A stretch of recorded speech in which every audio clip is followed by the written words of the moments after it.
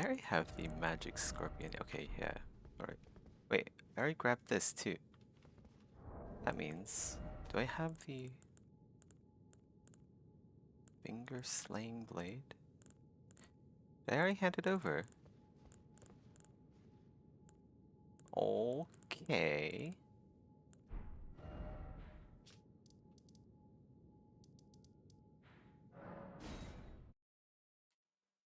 Hmm.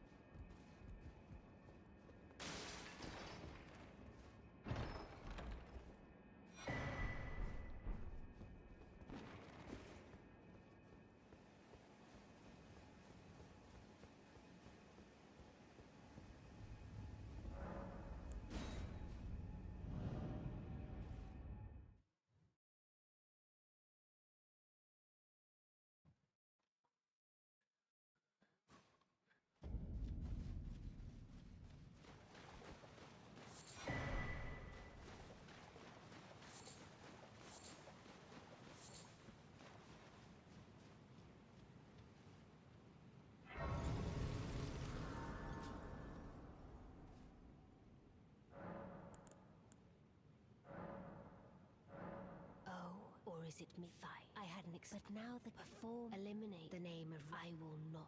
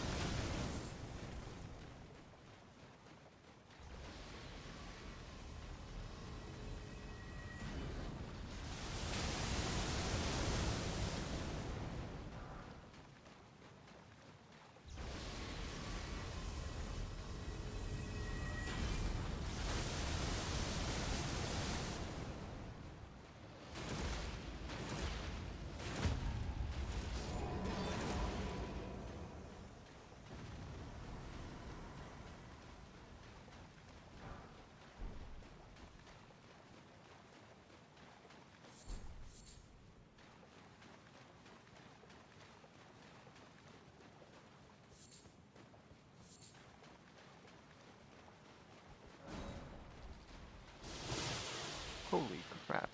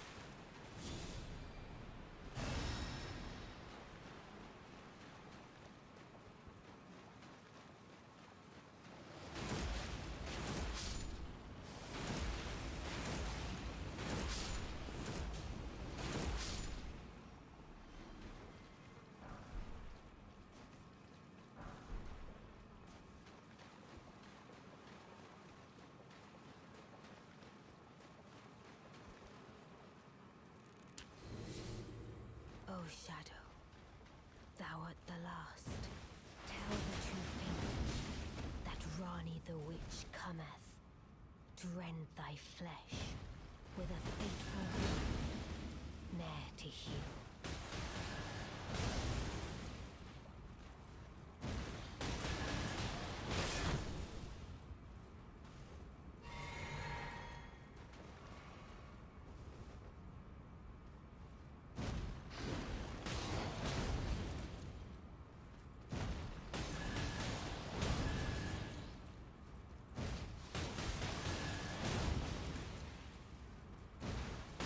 Beautifully fought. My thanks. 'Twas more of a challenge than I envisioned. Now I can finally stand before them. This is farewell, my dear. Tell Blythe and Iji I love them.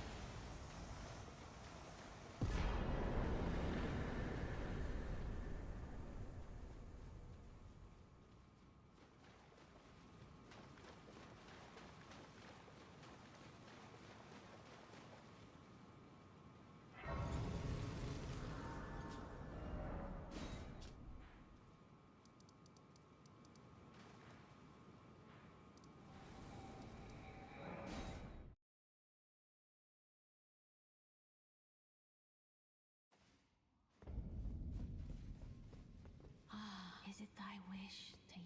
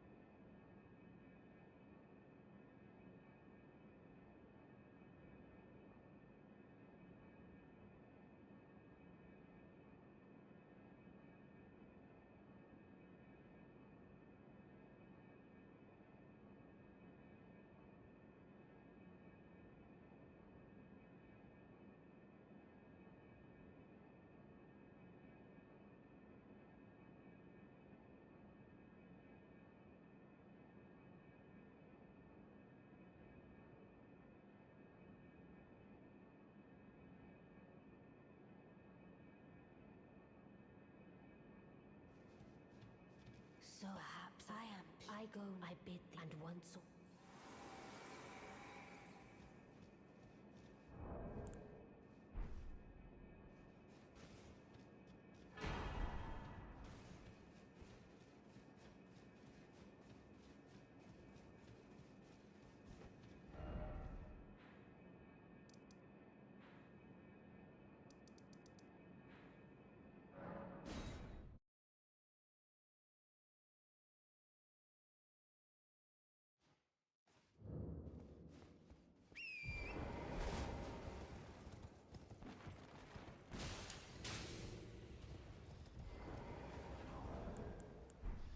I'm part of her very being.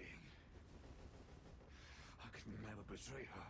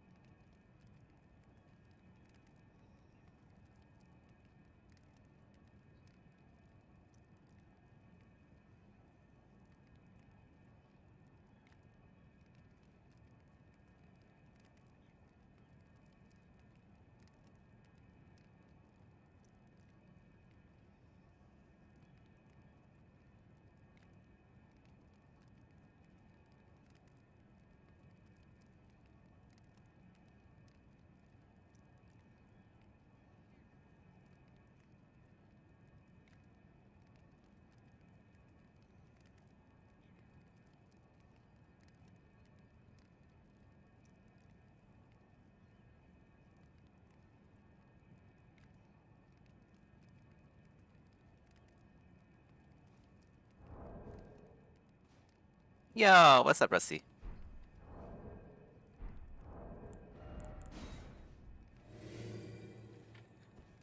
Doobie doobie doobie doop. I was gonna watch something. The end of video game journalism. What is this?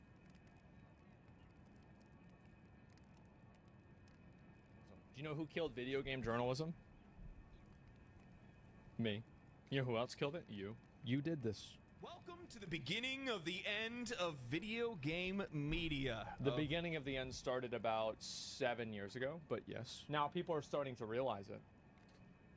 Video game websites and guides and bloggers and journalists and the whole 9 yards. And to be honest, a lot of people have already been talking about this, but it's been such a dry conversation because they haven't been focusing it on the people that matter the most, which is you, the viewer. That's right. The one that's consuming that content to begin with, that's reading those articles, that are watching videos like this, or looking up guides and hints and things like that. Yep. Instead, the conversation's been around people losing their jobs and layoffs, and how hard it's going to be to compete against AI and the prevalence of AI taking over these jobs. And if you're a journalist and you can get replaced by AI, so I want to use a little bit of logic here, okay? So if journalism is about uncovering new information and AI can already only scrub existing information, if you can get replaced by AI, that means that you're not really providing anything new. I'm just thinking, guys. That's it. I'm just thinking. I'm sorry. I'll stop doing that now. Nobody cares. At the end of the day, we are selfish creatures that care about ourselves more than anything else, and we want to know how this affects us. And for the most part, most of us see this as, well, I can't trust these people to begin with. Get rid of these journalist losers. They've screwed me over more times than I can count. I don't blame you for saying that, but this does affect you. And to be honest, it's not good. Paul Tossi over at Forbes writes... It's a great point. He's actually making a great point. Is that we should have games journalism. We should have good journalism, and the idea that journalism as a medium is dying is bad for the consumer in the long term, but I think that people celebrate it as a win because in the short term, it feels extremely deserved. Article titled, IGN buys 4 major gaming sites as games journalism keeps spiraling. IGN Entertainment, owned by Ziff Davis, has now bought the entire gamer network of brands, which includes at least 4 of the highest-profile gaming sites left alive in the space, and stakes in others. The purchase includes Eurogamer, GameIndustry.biz, Rock Paper Shotgun, and VG247. Then shares in Outside Xbox, Digital Foundry, Nintendo Life, Push Square, Pure Xbox, and Time Extension. The move has already resulted in significant redundancy layoffs of acclaimed journalists across the brands as they are absorbed into the megasite. While consolidation is generally not great in any industry, games journalism is especially struggling as moves like this are only going to make things worse. Mid-level or smaller sites are already fighting against YouTube and Twitch. This is why games journalism is dying right here.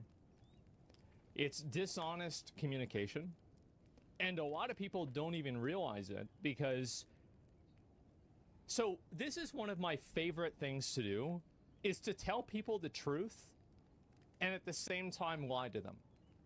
Yeah, I love this. It's my favorite game to play with people. I used to love doing this in WoW because like I would figure out a way that I would tell people that I was ninja looting, but then they wouldn't actually believe it. It was like, because I figured like if I'm lying, then it's not fun anymore. That's like cheating. It's like the only way that's entertaining and fun is if you can manipulate people and tell them the truth and make them believe that it's a lie or mislead them. This is, so I can see this instant fucking taneously, right? Yeah, Jack Sparrow never lied. Yes, if you ever lie, I feel like you're cheating. It's not fun anymore. So this is a great example of it. So mid-level or smaller sites are already fighting against YouTube and Twitch. What does this imply? The implication of this is that larger sites are not fighting against YouTube and Twitch, which is in fact a complete lie. And so the implication here is that the larger sites will be immune to this negative reaction from YouTube. And why is this written? Well, it's written because it's written by somebody who's writing it on Forbes, and on Forbes is a big site. So it implies the continuation of their career, the continuation of their business, and everything like this. However, it's not necessarily true. The fact is that all of these websites are being cannibalized by YouTube and Twitch. They all are. It's not like, oh, well, it's only the mid-level and the smaller ones. In fact, I actually think the big ones are, like, they're losing more, especially if you look at it instead of like proportionally, just numerically, they're losing way more. So again, do you see what I'm saying about how this messaging? Do you see this? You see this? I'm seeing a lot. I see it a lot.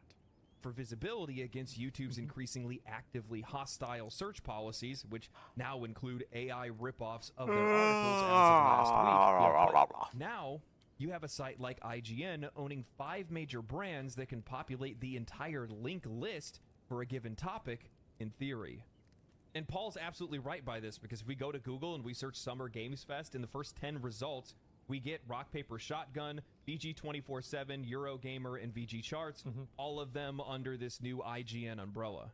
Now, I think it's pretty obvious to see how bad of a thing this is, because that means that they have full reign and authority to be able to control whatever narrative that they want, because IGN was already the most viewed video game website on the internet. It was. Crazy. I never get Summoned as Hunter. You can look this up on Google Trends.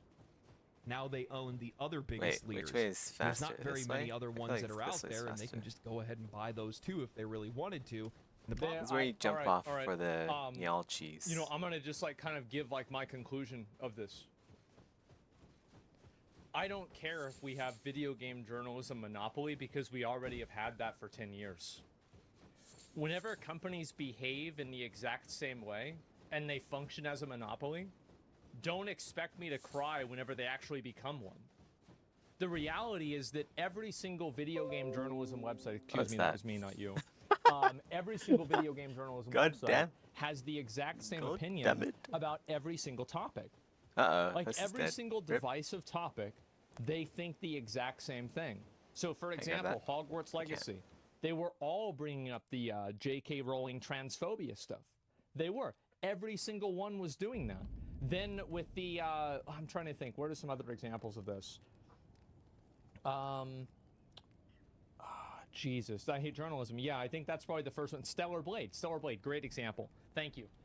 Every single one of these websites was bringing up the fact that Stellar Blade was sexualizing women in a way that was not good, right? Resident Evil 5 Remake was another one. Final Fantasy 16 was another one. Pow World is another one. So every single one of these journalism websites has the exact same narrative that they're pushing. So why do you expect me to care that you're being bought out as a monopoly whenever you've been behaving like a monopoly for years? There's no diversity at all of thought. There's no people that are talking about how any of this stuff is actually good. Nobody has any hot takes. There's no actual fucking spectrum of opinions. You have one opinion, and it's just being represented on 5 different websites. So why the fuck do you expect me to care whenever 5 websites get bought by one company that has one opinion, whenever all 5 of the websites already had the same opinion to begin with? That's why it's dying collectively too. It's because every website only pushes one agenda. That's it. And that's why they're dying. And whenever I say they're dying, I pulled this up like 5 times. I don't want to do it again. Go to Google Trends right now. If you don't believe me, go to Google Trends, look up Kotaku, Rock, Paper, Shotgun, PC Gamer, IGN. Set the trend and the search results for like 2004 to now, and you're gonna see it fucking crater. And there's a reason for that. It's because their opinions do not represent what the audience believes. Do you think IGN will have the same fate, or is it too big to fail? It already has had that. It already has. Like, you just look at the graph. It's happened. They're dying because they push any agenda, really? People are tired of it? Yeah, they are. They're also saying Star Wars fans are racist because they don't want to support their shit as well. Joint. Yeah, I haven't really seen a lot about that, This doesn't but look like yeah. a joint. Look at the graph. Yeah, Also, we want to look at the this graphs, weird guys. That's what double matters the joint most. here. And so, Get rid yes, of that this is as the well. reason why gaming journalism is dying. It's because there's only one popular opinion that you are allowed to have. It's not that journalists are afraid of any own opinion. They're afraid of any opinion that's not their own. Wait a second. With that is that they can make or break games or mislead us as they want to. And I know some people are going to probably sit there and say, dude, that doesn't matter. I watch YouTube videos. I watch Twitch streamers. I don't read any of these articles or anything like that. I don't trust IGN or Game Informer, Eurogamer, or whoever. And while that's cool, realize that the vast majority of information that YouTubers, Twitch streamers, or whoever else gets is coming from these sources because they have more connections and resources than we do. And we don't have the kind of ability to be able to go and talk to some of these developers and get Well, that's the real problem. That's a big problem. I think that these resources should be given to content creators more than these journalists. And to the extent that the journalism falls off more, it will happen inevitably. Even if the companies don't want to do it, because remember, the companies don't care about any message, they only care about money. So if these journalists aren't getting any sort of like real attention and they're not getting their message out, they'll start to think about it like this. Blizzard has done things with me before. That's bad. That is bad. Insider information and be able to share it with other people. We have to get it from a source. It matters first. less and less. And now that source is being corrupted, which means the information that we're getting is also potentially at risk, and that's a problem. And while we can try to do our best to have journalistic integrity or video journalistic integrity, I don't exactly know how that works, but we'll try to do our due diligence. At the exact same time, there's going to be some situations in which we're going to be misinformed because these companies are controlling the narrative. That's definitely true. And everybody can always be misinformed. I think the problem is, like, everybody makes mistakes. I've made mistakes. He's made mistakes. Everybody's made mistakes. The problem isn't really making mistakes. The problem is not trying to correct them. Everybody will make mistakes. And the other problem is, too, is that while what Paul says when he's talking about how Google's algorithm is actively hostile towards these brands, he's not wrong, by the way. No, he's not. This problem's getting worse. And but it's not because of AI, it's because of money, and it's because Google pushes too many sponsored search results over search results that are more accurate. That's the reason why it's hostile.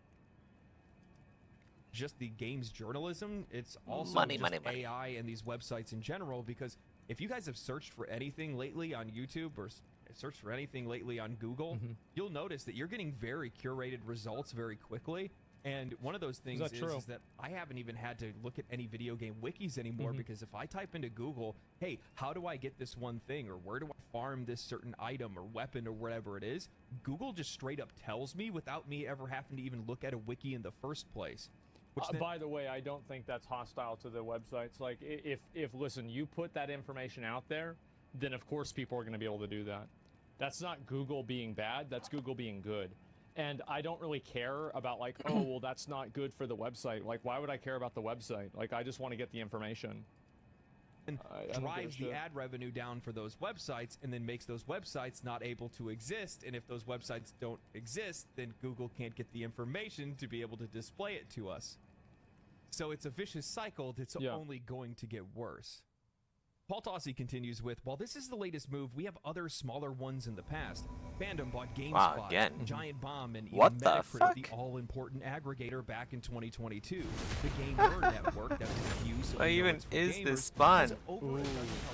Thank God they said that. The Escapist, GamePort, and Twin For gamers only. That's hilarious. Game sites that are relatively standalone, or at least the only gaming Wait, site is there in their more network. than one? No, that's Polygon Pearl seems to Finger. be the I healthiest, thought that's more perhaps, than while one. something Finger. like Kotaku seems constantly on death's door with a skeleton staff that's trying to fight against its poor private equity management. And this is also another problem that I think a lot of these, gaming journalists make, is that they try to.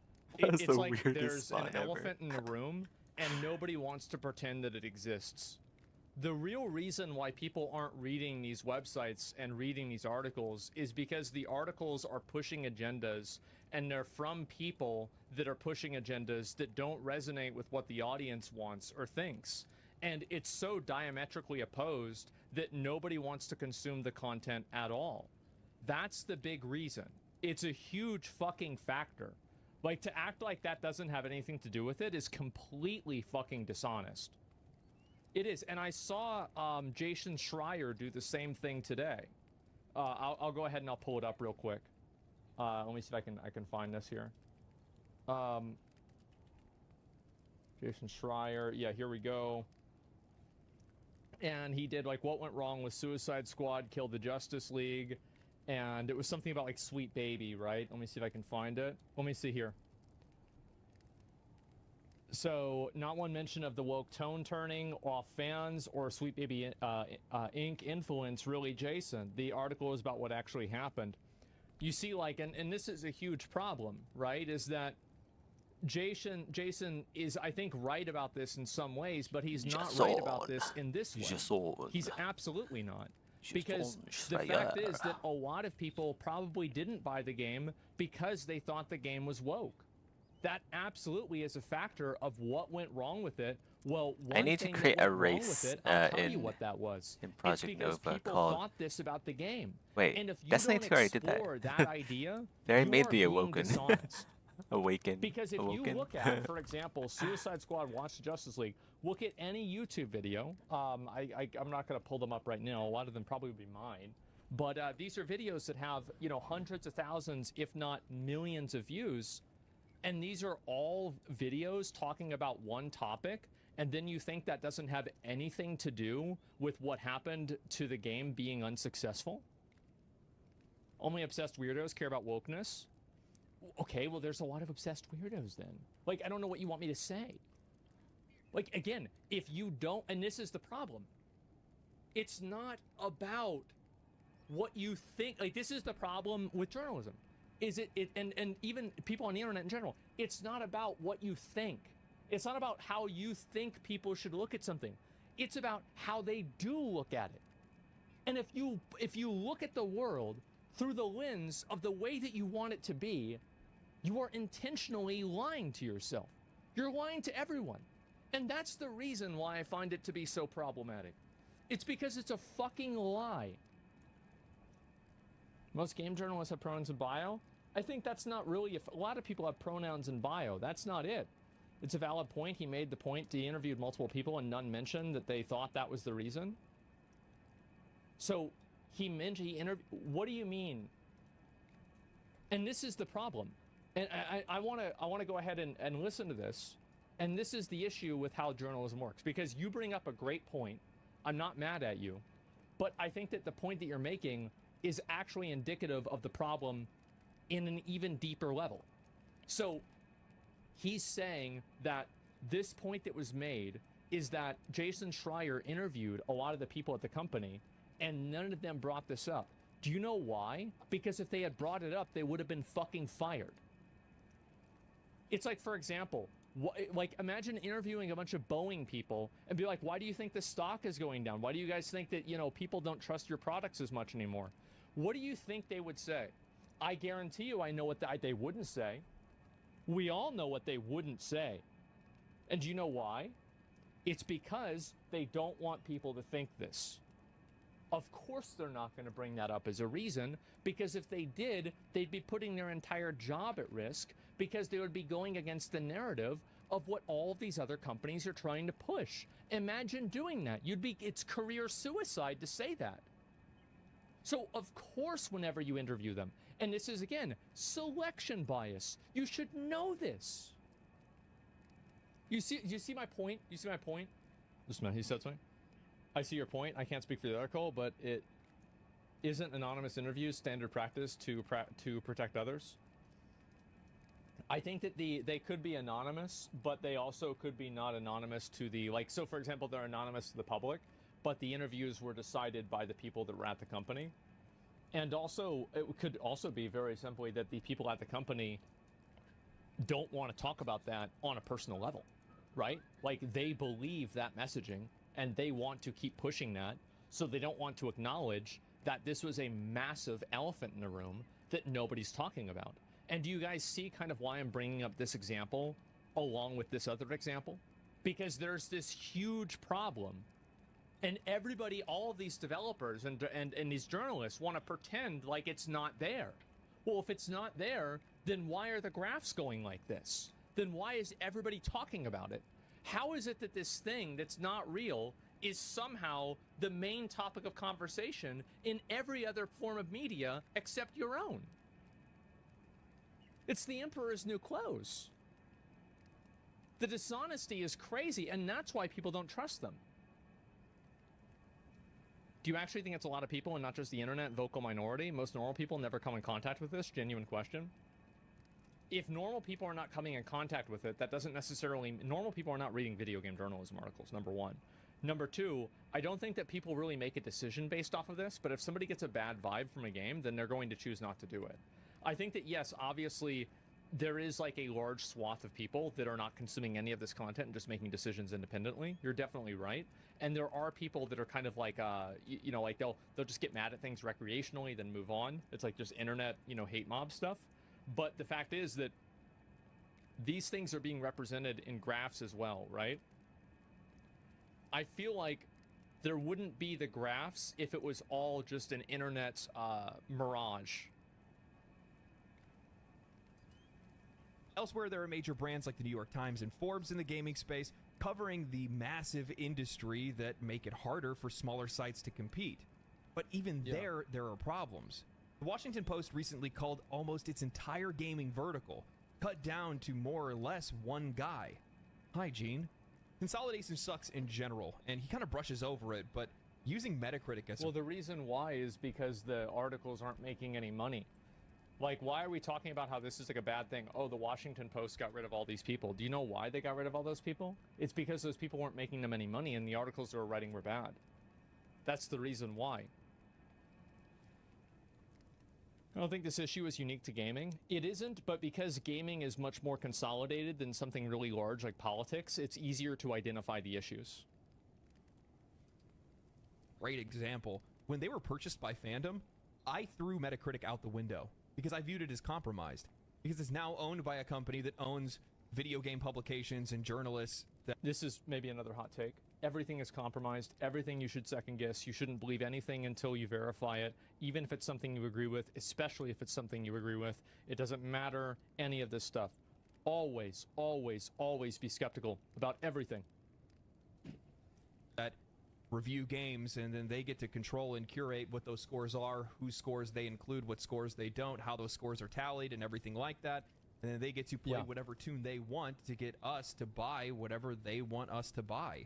And I don't appreciate that. That's not something that I want. Sure. So I pretty much only use OpenCritic from time to time, Steam reviews. Somebody says even about me, of course I'm compromised. Absolutely. Like, I have my own biases, my own opinions, and my own thoughts and everything, and I've had my own experiences that can differ from other people's, and because of that, I'm going to give a take that sometimes other people won't resonate with, and they might not agree with. So everything that even I say, you should definitely take a second to be like, is this actually true? Ask yourself the question, like, is this really true? You shouldn't just listen to what I'm saying Does and be this like, oh really yeah, true? I agree, right?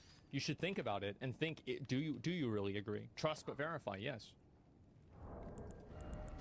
Or the eye test and watch somebody else play it to see if it's something that I'm going to like playing. Yeah. And that sucks because that means that there's less places for us to be able to get more information for us to make educated purchases. And obviously, if you guys have watched any of my videos in the past, that's something that I'm a big fan of. That one of the other things that Paul brings up, and he's talking about these bigger gaming sites or these bigger publications in general, and he's talking about the New York Times or Forbes. Yeah, these are not gaming websites, by the way. Steam reviews, again, are so good.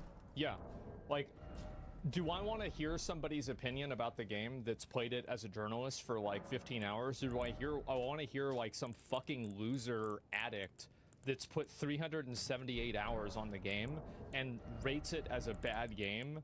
And like, he rated it as a bad game 200 hours into the playthrough. And so he's put 170 more hours into the playthrough after he said it was a bad game. He wouldn't recommend it. That's who I want to hear from. I want to hear from him. Because he knows what he's talking about. This guy's a fucking professional. Where are And what's really funny is with Paul's article specifically is anytime there's any big, huge gaming news, their website is almost always at the top, specifically because Forbes is such a high traffic site to begin with. It's a respected site. It's been around for many, many years, and it's used for all kinds of different things. I would agree with that. I think that Forbes is probably one of the more respected websites even now. Like in Spectrum, right? A lot of people don't respect any journalism, but inside of the scope of not respecting any journalism, people don't respect Forbes. 294. You know, if that makes sense. Such, it's going to be ranked higher in any search result. Yeah.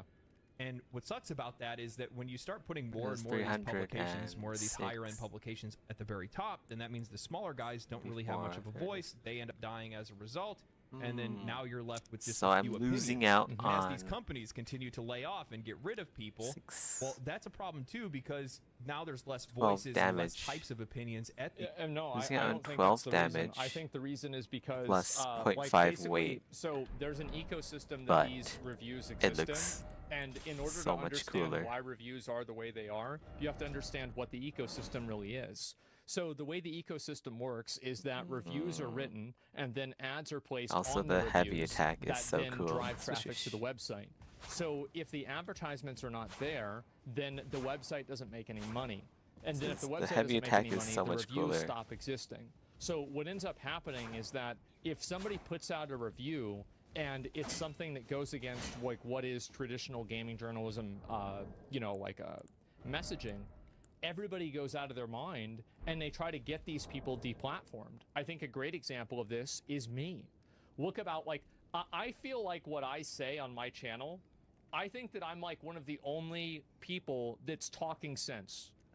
Very few people, I think, are trying to look at things critically and objectively. And obviously, right? Again, maybe I'm being delusional, right? Maybe. But like this is my own delusions of grandeur, right? And so I believe that I'm looking at things in the most objective way that I possibly can, right? I really, really try to do that. And I also don't think that I'm really a bad actor. But if you read what people say about me on Twitter, you'd think that I've already killed probably at least, what, 3 kittens today? I mean, minimum, right? Probably more. I ate one of them. And so, if you read this stuff, you think I'm the worst person ever. Heavy Why is queen it? rod. Well, it's because I made a tweet from like Next 4 one is years heavy ago. S stock. Maybe it's Okay, so because heavy I said is something the or I laughed best at a joke, or you know, I called somebody a me. retard, Otherwise, I can or do I didn't like a video cold. game, or you know, it's just always something stupid, right? And what happens is that these websites get like these people that create narratives, heavy these S bad stock. narratives about them, Heavy and S then stock. it destroys their reputation, and then the advertisers leave. Because the advertisers don't want to be sponsored. Like, they're not really making a lot of money out of this anyway, right? Because these websites don't really make a lot of money. So it's not worth the brand risk for them to associate with somebody that kinda works. everybody says hates gay Gauntlets look people, kinda silly, or though. they hate women or something like Should that. have better So looking like, gauntlets. for example, if a small website writes an article about how the sexualization in Stellar Blade is actually good, and then every other person writes an article about how that person is sexist and that website is sexist, and then that website loses its monetization because the advertisers are bullied into leaving, well then guess what happens? The same exact thing. ignorance. So whenever video game journalists are complaining about the fact that there's only one mind. message and journalism is becoming more consolidated, the reason for that is because of your own actions. It's because you're creating narratives that don't exist. You're saying things that aren't true. You're drawing correlations that aren't there. So yes, whenever you take all of these other people like, oh, YouTubers are racist or sexist or whatever, what? No, what are you talking about? You did this to yourself. Yes, you did. No. And so this is the exact result, is because whenever you go after, and they do this with a sense of moral authority. They do it as if, oh yeah, I'm doing this because I'm fighting the good fight. I'm on the right side of history. Everybody who's fucking fighting at any time, that everybody thinks they're on the right side of history. That's the stupidest argument you can ever think of. Oh, of course you are. Yeah, they're shunning your audience, exactly. Attack the character, not the argument, and it works. That's why they do it. They think they're morally superior. And so that's why you don't see any of these smaller websites, is because whenever these smaller websites or these smaller people, think about whenever I step out of line and I say something that like people in journalism dislike. everybody's writing an article about me. Oh, I'm so bad. I'm so bad. I'm so bad. Sexist, racist, everything, right? And it's like as soon as you're one, you're all of them. And Dexter, yeah, exactly. And so if you do this against a smaller website, it's going to massively damage the website's credibility. It's going to really hurt that website in a big way. And so that's why it's happened too. The line is very thin nowadays, so there's no line. It's just depending. Imagine respecting other people's opinions. No, it doesn't happen. Isn't it just a vocal minority who cares about what they say? Well, the advertisers do, which is why at the beginning of this conversation, I wanted to create the framework of how they exist in the ecosystem and how websites have to have opinions that are congruent with what advertisers are okay with. Because if they don't have that, then other websites and other people bully the advertisers into leaving, which forces the website into changing. It's an ecosystem that they exist in, and I'm explaining the cause and effect of the different factors inside of the ecosystem. These companies, and you're only getting, as an example with Forbes, you're only getting one or two guys' opinion, and they start sounding the exact same. He gives the example of another publication that really only has one guy. Again, now you only have one voice at that entire publication. You always had one voice. It's always how it was. Somebody says, does it bother you in any way if they write articles about you that aren't true? Modeling Millicent. Who cares? Constance modeling. I can't. It's their freedom of speech. They can write What? whatever they want. Oh wait, this is Now, fully obviously, at some buzzed. point it might be Supposed to be defamation fully or something like crossbow. that. But There we go. overall, no. Jeez. I say negative things about them too. That's the game. I'm fine with it. It's okay. Receptors gloves. They say whatever they want. Maybe that get a bit doesn't of an look echo good. chamber across all of these companies, especially White as they reed consolidate. gauntlets. Try that. That sucks. That's not good in They have general them? because now we don't have access to the variety of opinions that we once That's had. not bad. For us to be able to. We never did. Doesn't look that good either, We though. never did. Confessor And I encourage gloves. anyone who doesn't Oh, believe confessor what I'm gloves saying could work. to Yeah. look it up for wear themselves. Don't those. take my word for it. Do not take my word. Don't listen Yeah, to that me. works. I want you to look up Sweet. the different opinions that people have on a Resident Evil 5 remake, on Stellar Blade, and on Hogwarts Legacy. Look those up and then tell me This if sword we're looks not so much already better in than this Queen place and we Rot's haven't nice been sword. here for years. Discern and come up with opinions of our own and make educated opinions as a result of that. If you look at any of your favorite YouTubers or Twitch streamers or whatever, one of the reasons why we have the ability to be able to come up with the opinions that we have is because we go through and we read a bunch of these articles, we watch a bunch of different videos, and we try to get as many different opinions as possible as far to Well, and that's again, I like him bringing this up because this is a great point because it goes back to a very functional argument that people want to have different opinions even if they disagree with them. Like if you look at the people that I follow on Twitter, I follow a lot of psychos on Twitter. Like, it doesn't mean I agree with them, but I'm like, what was he saying, right? I want to keep up with it, right? And so, yeah, this happens all the time. Side or the other to try to find where we want to be in the middle. You know what I mean? True. But one of the other things that I have a problem with too, and he doesn't really bring this up, but I think it's going to be a really big issue, is that as more and more of this information becomes difficult to attain, it's going to make it difficult for new people to get involved in content creation regardless of wherever it is. If it's YouTube, Twitch, on journalism or bloggers, whatever it might be. And the reason why I say that is because if gaming media continues to die off the way that it is, well, then YouTubers that have access to these developers and access to that information are going to be the only ones that can actually control that information. And everybody else just going to have to react to whatever they say. And that's just not something that's good. Well, that's already what's happening. It's just now that somebody else is wearing the hat. I don't really think that's any sort of unique problem versus what we have right now. I also don't think that games media is dying. I think games media as a collective is massively growing. I think that especially if you measure the amount of, impressions that games media gets now versus like pre-COVID, like 2018, 2019, especially pre-Fortnite, I bet if you looked at 2016 versus now, you would see games media with probably close to a 2x. Like, whereas you had 100, now you have 200. If you had 1,000, now you have 2,000. I think that it's massively increased in a huge way. So it's not really that games journalism or games media is dying. It's that traditional games journalism is dying. then why the consolidation? No Because crud. video game journalism is a very small, like, here. Really simple, right?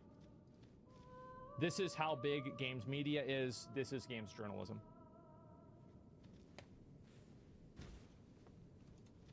It's that simple. Of the Google algorithm or YouTube algorithm, or just healthy for creators in general. And channels like mine, smaller channels like mine, wouldn't be able to exist if it wasn't for the fact that these publications and opinions have been around. Because if all of this information was being controlled by Skill Up and Gamer Ranks and, you know, IGN's YouTube channel, What? You and can things actually like wear well, that then hood I with wouldn't the have as much to astrologers? deliver to you Oh, that's so because I wouldn't cool. have I as didn't know many that. opinions and variety of content to be able to look through and wade through and bring to you. Paul continues with something interesting, saying that there is a public war against the games journalists by, in part, the anti-woke crowd who believe that progressive-leaning Someone's outlets fucking are killed going me. extinct because of allegedly activist takes. They are. It's true. It's obvious, and that's why the decline happened after Gamergate. Read the graphs. I don't like opinions. I will have an opinion if I have to have an opinion, but what I like a lot more than opinions are graphs. Read the fucking graph. And there are also console fanboys who are constantly ripping outlets for allegedly favoring one. That's a fucking fact. That he's right about that. 100% right. Oh my god, bro. Oh yeah, that there it is. Piece of hardware over Invaded another, by or Giga Strength. lambasting Oh them no. for inconsistent opinions across dozens of writers who have diverse viewpoints. Paul's right about this too, by the way. He's completely right. All the time I'll see a website where it's like, which one is it, Kotaku? Which one is it, IGN? And it's like 2 articles written by different people. In short, when you bring up the layoffs and general destruction of the industry, the reaction from gamers is often a disheartening good. They deserve it. I'm gonna need to pump the brakes there, Paul. See, I like being a... No. I'll say it. Good, they deserve it. That's exactly what I think. If you misuse your position, if you mischaracterize your audience, if you mislead them intentionally, you will lose your audience and your industry will die. And that's exactly what's happening. It's a fact, and you can prove it. Every single one of you can prove it. Content creators have had this same problem. Yes, you get what you fucking deserve. That's right. They forgot who the bottom line was. They thought they were the bottom line. The customer is the bottom line. Able to have access to a variety of different opinions. It gives me the opportunity to be able to contrast my perspective with the perspective Did of the feral finger hundreds of just die? thousands of I think other it did. people, and allows me to And to act like the opinions and the seemingly like hegemony of like opinions that like gaming journalism have has no impact on people taking it seriously. This would be immediately disproven by asking a person, do you think that like these people, do you believe in Fox News? Would you believe Fox News? No, I won't. Why? Well, because they have stupid opinions.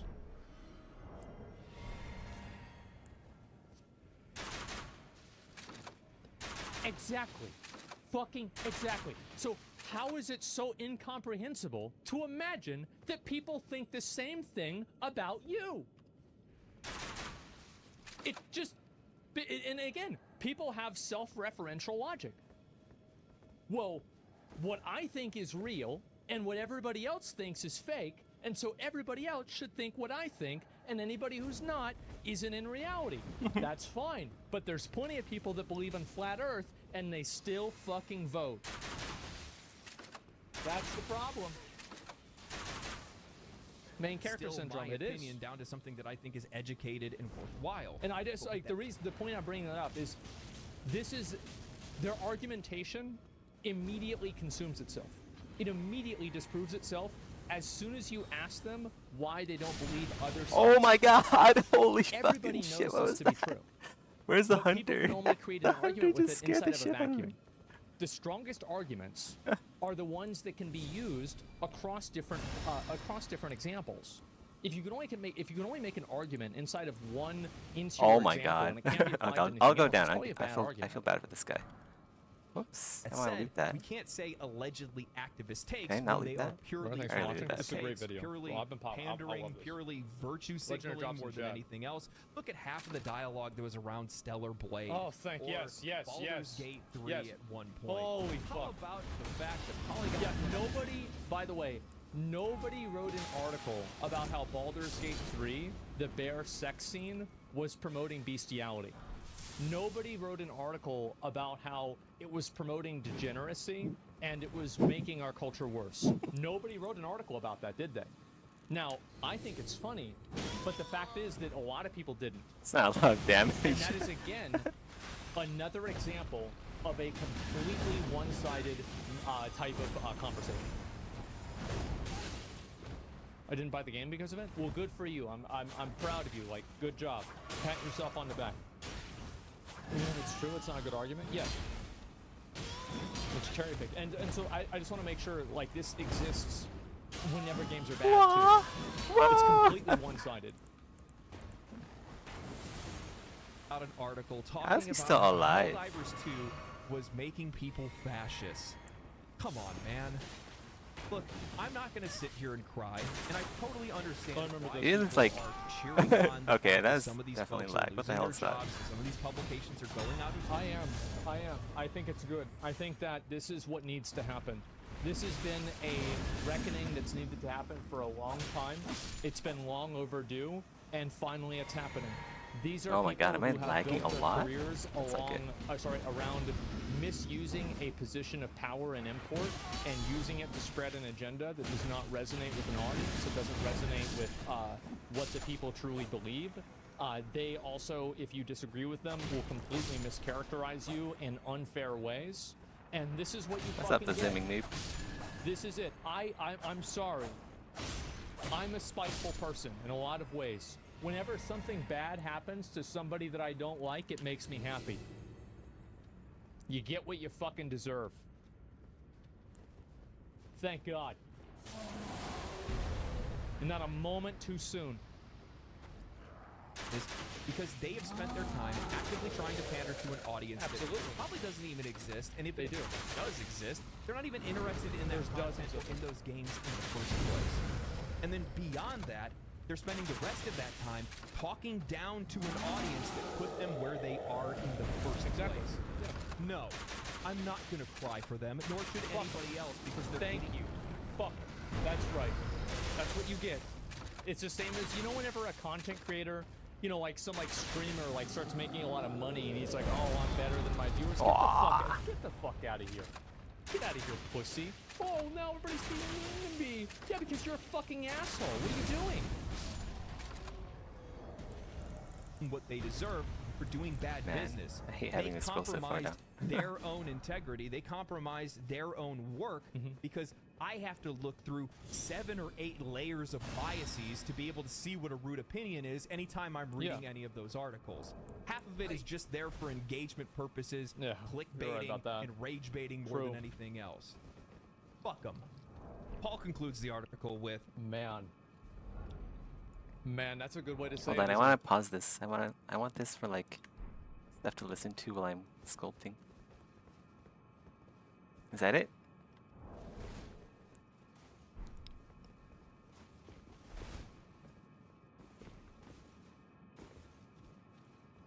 Oh, are we killing another boss?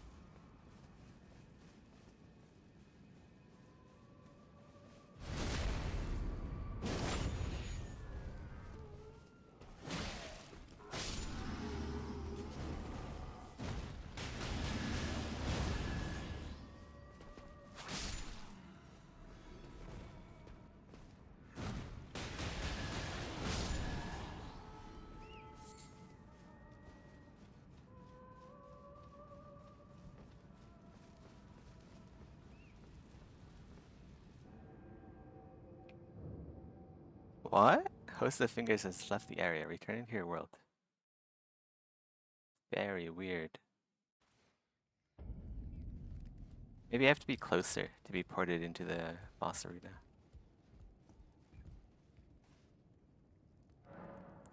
Huh.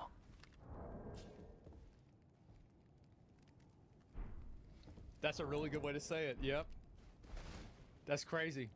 How about that? Fuck them. It's almost all bad news. Many former big names in the space either fled to PR, game development itself, or have fashioned their own independent entities like Kinda Funny Games or the recently formed Aftermath.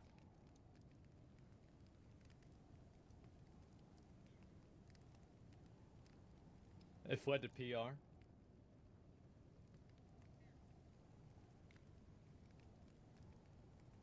Maybe that's why people stop reading the articles.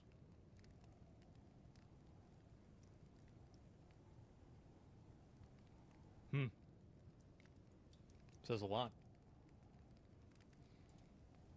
Others have realized that you yourself sort of need to be Yeah, they a already had the brand experience. Yeah, true. with a big social media presence, a paywalled newsletter, or your own YouTube/Twitch space to draw a consistent audience.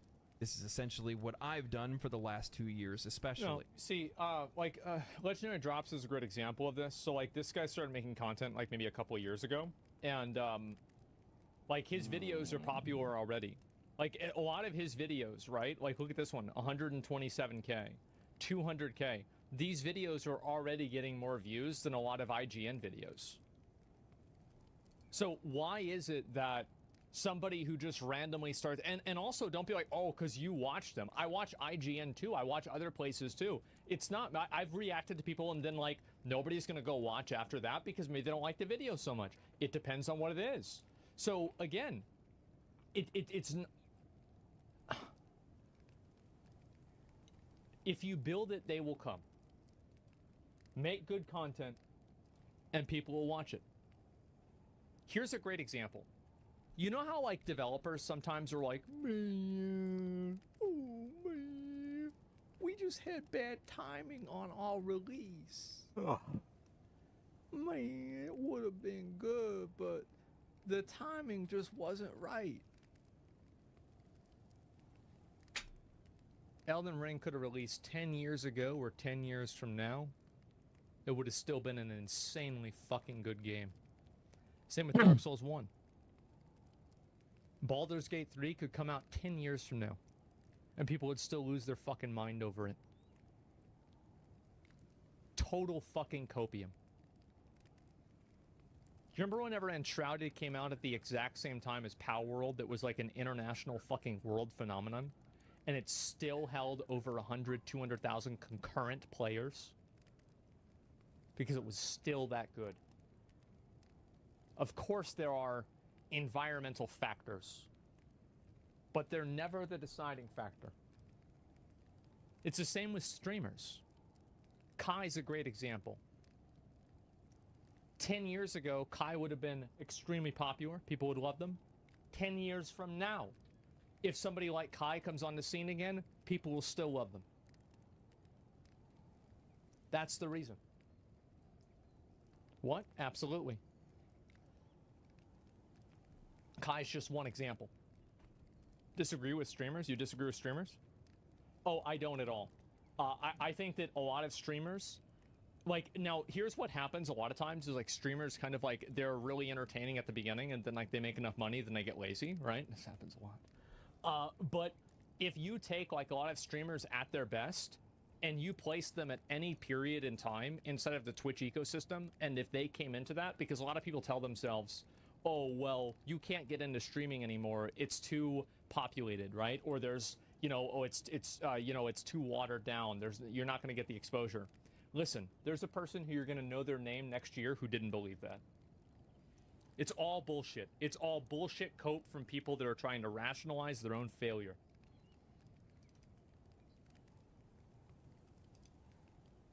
It's hard to see things getting any better. I feel for my colleagues who are enduring this sort of thing essentially Sketch and Jinxie per every reason. month Yeah, and they're great. at this point.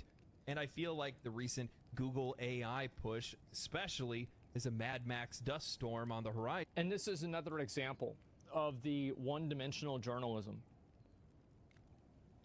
Try to find me some articles about how AI is good for video games and is good for video game companies.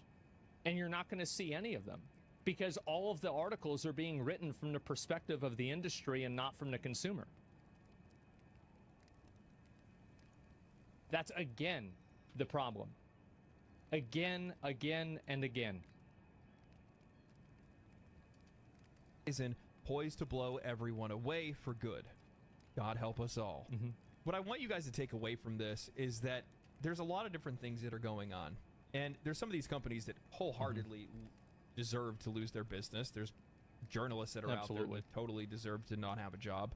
But at the exact same time, there's a huge group of guys that are out there and gals that have been working really hard to bring us great information in the best way they possibly can, that have been making quality content for years. And without them, we wouldn't have access to the things that we have access to. And if we don't have access to that, then we're not making educated purchases and we don't know more about the games that we want to know about.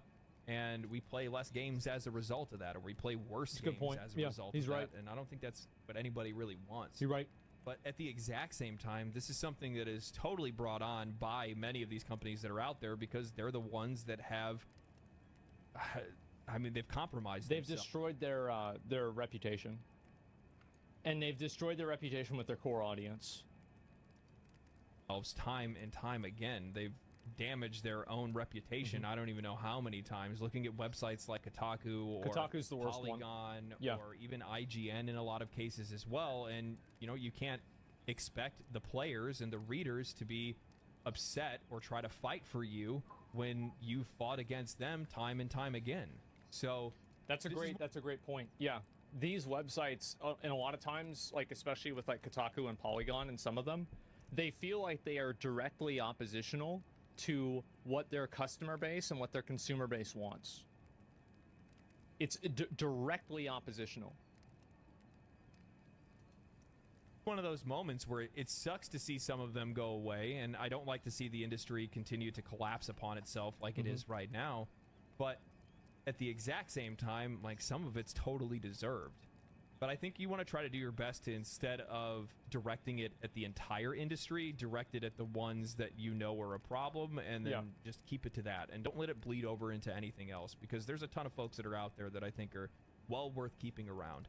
That's also a really good point he's bringing up, is that it's sad that, like, it's because gaming journalism has such a bad reputation, every single person who is a gaming journalist is, like, celebrated whenever something bad happens to them. This is absolutely true. And it's disappointing that happens. It's great that they're trying to diversify a little bit. They're getting into YouTube content creation, or they're streaming, or whatever it might be. And that's great. And also, like, here's another, like, meta level thing, is that the consumer doesn't really care about, like, the problems that you have with your job, or, like, why those problems exist or anything like that. Like, and I think this is especially true with, like, entertainment and journalism. Things that, you know, for example, like, a lot of work goes into streaming, but that work isn't respected by the audience. Like, if I say that, people are going to say cap. Now, if, you know, you ask a streamer, like, they'll probably think that for sure. But, like, it doesn't really matter to the audience because people don't perceive that. And the way that people perceive things is more important than what actually exists, because the way people's perception is informs their reality. So what happens is that people start trying to, it's like you want to be seen. You want people to, like, see your perspective, and, oh, I want people to, like, sympathize with me and, like, see what my problems are. Like, for example, whenever I couldn't play video, you know, like, music on my stream anymore, like I have a whole playlist here, and I listen to music all the time, but I can't play any of this music because it's like the DMCA. Like, I can't expect the audience to feel bad for me for that, because that's not their problem. Why the fuck would they care?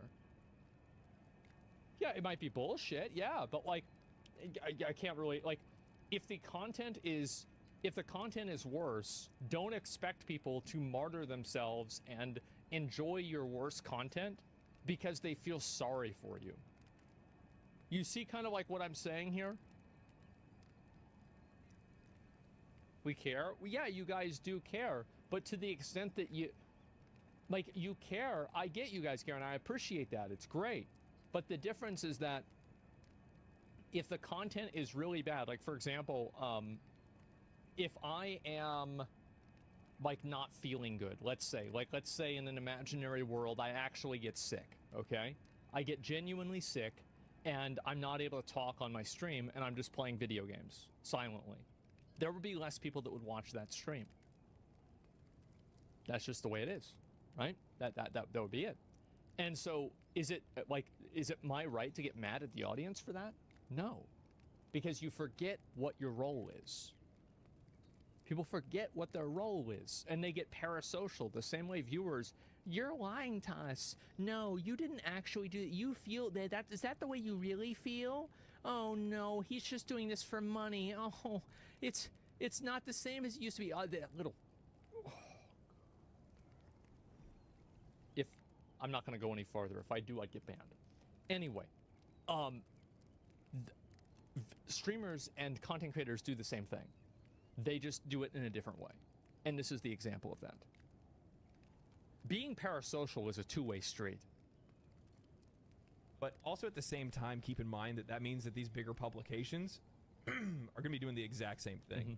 IGN's a really good example of this. If you go to IGN right now, I think I just looked yesterday, they post like 40 to 60 videos a day. That's a lot. And that's that more than me. drowns out a lot of other voices. Because that is a lot of content that's coming out. And I'm talking about everything from big games to small games. And, you know, even specifically with small games, you know, they're really just throwing out trailers and whatnot. Yeah, they but are. without some of these smaller publications that are out there, that's honestly the only way that some of these indie games can even get their name out there. Even just I mean, I want to talk about some of the OTK Game Expo stuff like later on after this maybe, because like I want to talk about like, because I want to try to play more of a role of playing smaller and indie games and doing it as kind of like, I know Lyric does this. I think Lyric, by the way, is like one of the best streamers on Twitch, and he does this a lot, and he'll play like these smaller games, and I want to start doing more of that myself. Soda does, I know Chance does it a bit, like XQC kind of does it, like I know like a lot of other people, like I do it even sometimes too, right? But like I want to make it more of a thing. On people's radar at all, because they don't have the money to be able to go to IGN Megacorp to be able to have them cover their game, and nor is IGN Megacorp interested in covering it because they're trying to maximize SEO because they want as many people visiting their website and viewing their YouTube videos as possible. Yeah, and I've said many times, IGN, I think, is making a good decision by doing this. I think they're being very intelligent with the way that they're doing their YouTube channel, because they're using their YouTube channel in order to fund and offset the amount of money that they're probably losing on their website. And yeah, it's like you have to evolve and change with how the economy evolves and changes and the market changes. And IGN is doing that better than any other games company out there. I don't agree with everything that IGN says. I think a lot of their articles are misguided and wrong. But I think that their approach and like their business approach to it is the most modern. They recognize that little baby indie game is probably not going to get them all the clicks and all the views that they need to be able to make boatloads of money. So this is something that not only hurts us as consumers because we don't have access to as much information as we should, but also at the same time it hurts indie developers that I know a lot of us are champions of. Yeah. And that also sucks because that means that there's less games that are out there for us to play because we just can't find them. And yeah, I need to play a bigger role with that. It's not good. Yeah, even more so if you think about it. If we think that any of these companies will just make a full shift to just being like content creators instead, right? Like think if IGN just completely I think shut down. IGN is trying to do this, but like they don't really know how to do it, I think. And like as I said, I support this transition. I think they're making the right call. But yeah, it's pretty clear they don't really know what they're doing. I'd be glad to consult with them or help them and, get on a call and talk about it a little bit, like what their plans are. Sure. Because like, I think it's better for everybody if we have a place like IGN that's like, that's doing the best that they can for us. Buy IGN. Maybe that's not going to happen. I don't have that much money. Chill out. On all of their websites and just went straight to YouTube instead. They can pump out more content and have better access to information than any other YouTuber that's out there. And that means that like folks that are just trying to get started will probably never take off because they're never going to have that kind of access to information. unless we're really trying to have the internet just be nothing but React channels. And while I appreciate some React content myself, I don't think that's the kind of website that I want to be on. And oh, I agree with that. I actually, this is kind of like a thing with me. I've been thinking about this a lot myself. Like, I really want to start, like, I want to start making, and I've started doing this more, right? I want to start making more of my own videos, and that way people can react to my videos, right? So, like, I can be at the front and the back of the human centipede of YouTube. And I do have, like, a lot of topics, like, I have written down on, like, my phone and everything. So I'm going to start trying to, like, record videos more regularly. Hopefully now that, like, I'm going to be trying to start earlier in the day, I can record after I go live and then talk a little bit more about that. Yeah, because I do definitely think that, like, original content's really important. Absolutely. Ooh, what topics? A lot of topics, like, I mean, there were some things about gaming journalism. I kind of did that video already. I think right now it's about indie games. I want to talk a little bit about how, like, indie games are changing and, like, how, like, this is completely off the point. I've got a lot of ideas. I think that's what a lot of the content a lot of people want to watch either. Yeah. So, I don't know, man. Dark like times Mutahar? ahead. That's all I Yeah, can Mutahar say. does great. If I had to give any piece of advice, anything that I would want people to do, find publications and find people that you want to support and support them. Actively support them. Look at, like, Second Wind. Like, say, if you like, I've always really enjoyed Second Wind's content. Some of the stuff I don't agree with, some of the stuff I do. And it goes back and forth. But with that said, I sub to them. I, sub to their Patreon and stuff like that. Yeah. And that's the best way to be able to support these folks because, well, if you don't, then they're not around. So, yeah, that's it. Anyway, hope you guys And enjoyed. again, that's why, by the way, these other gaming websites aren't around that much more now. It's because people aren't supporting them. Video. I enjoyed covering this. It's nice to get back into, like, general industry topics. I haven't done this in a while, so, just kind of shaking off the rust a little bit. If you guys enjoyed this video, I think he's making like a good call with the that. channel or like the video, subscribe to the channel, follow me on Twitch if you guys want to catch me live. I talk about news and stuff like that before I play games every single day. Outside of that, my friends, stay cool, stay righteous, stay safe, and I will see you in the next video. It was a good video. So this is impressive. Despite your success, you still want to create more of your original content? Family. That's because I have a different perspective on the way that, like, making content is. And I think also, like, most content creators, like, I'm going to just kind of be real. I like making YouTube videos. I like streaming. I know this sounds crazy, but, like, even whenever, like, we had been awake for, like, 20 hours, like, me and SFan were talking about, like, maybe we should do a stream in the hotel lobby. You know, that'd be good, right? Or something like that. Like, I like doing this. I think that a lot of streamers kind of lose interest and lose focus with streaming. Like, I think this happens whenever, like, streamers make a lot of money and then they, like, hit the point where, okay, I can retire right now and I don't need to give a shit anymore. And so then they stop giving a shit. I think also some people are, like, there are some people that are very creative, and then because they're creative, they feel like whenever they're doing the same thing for a long enough period of time, it kind of drains their creative energy. For me, I am kind of like that. And that's why I've changed my content a lot. Like, go back 2 years ago, my content's different than 2 years before then and now. And I bet 2 years from now, I hope that my content will be different than it is here. So I think that streamers and, like, people that are successful on YouTube, a lot of times, like, what happens is that they enjoy doing it, but they might get burnt out, but they can't kind of recharge because a lot of times, like, I think people stop enjoying it as much and they're just doing it for the money in a lot of cases, because it's like, okay, well, now I don't want to do this as much, but I'm making, like, you know, 100 grand a month. Like, how am I going to stop, you know, fucking spinning that fucking $100,000 a month crank? Like, bro, I ain't about to quit that. And so, of course, right, it becomes a job, right? Where it's like, for me, like, so, like, every job then? Well, it depends, right? I mean, what's happened for me is that, like, streaming is, like, that's like, this is my time off, right? As soon as I finish this stream, I have to follow up with OTK Games Expo. I have to look at games we're going to be publishing. I think I have another meeting tonight. I have to make sure I call my dad, probably go over to his house and help him out with stuff. Then I've got to, like, get dinner. I've got to make sure that I have other things ready. Let's see, besides that, oh, fuck, there's, like, other stuff I need to do. I'm trying to remember. Oh, I have to follow up my agent about an opportunity that might happen or might not happen. Then I need to talk about like planning for like another event.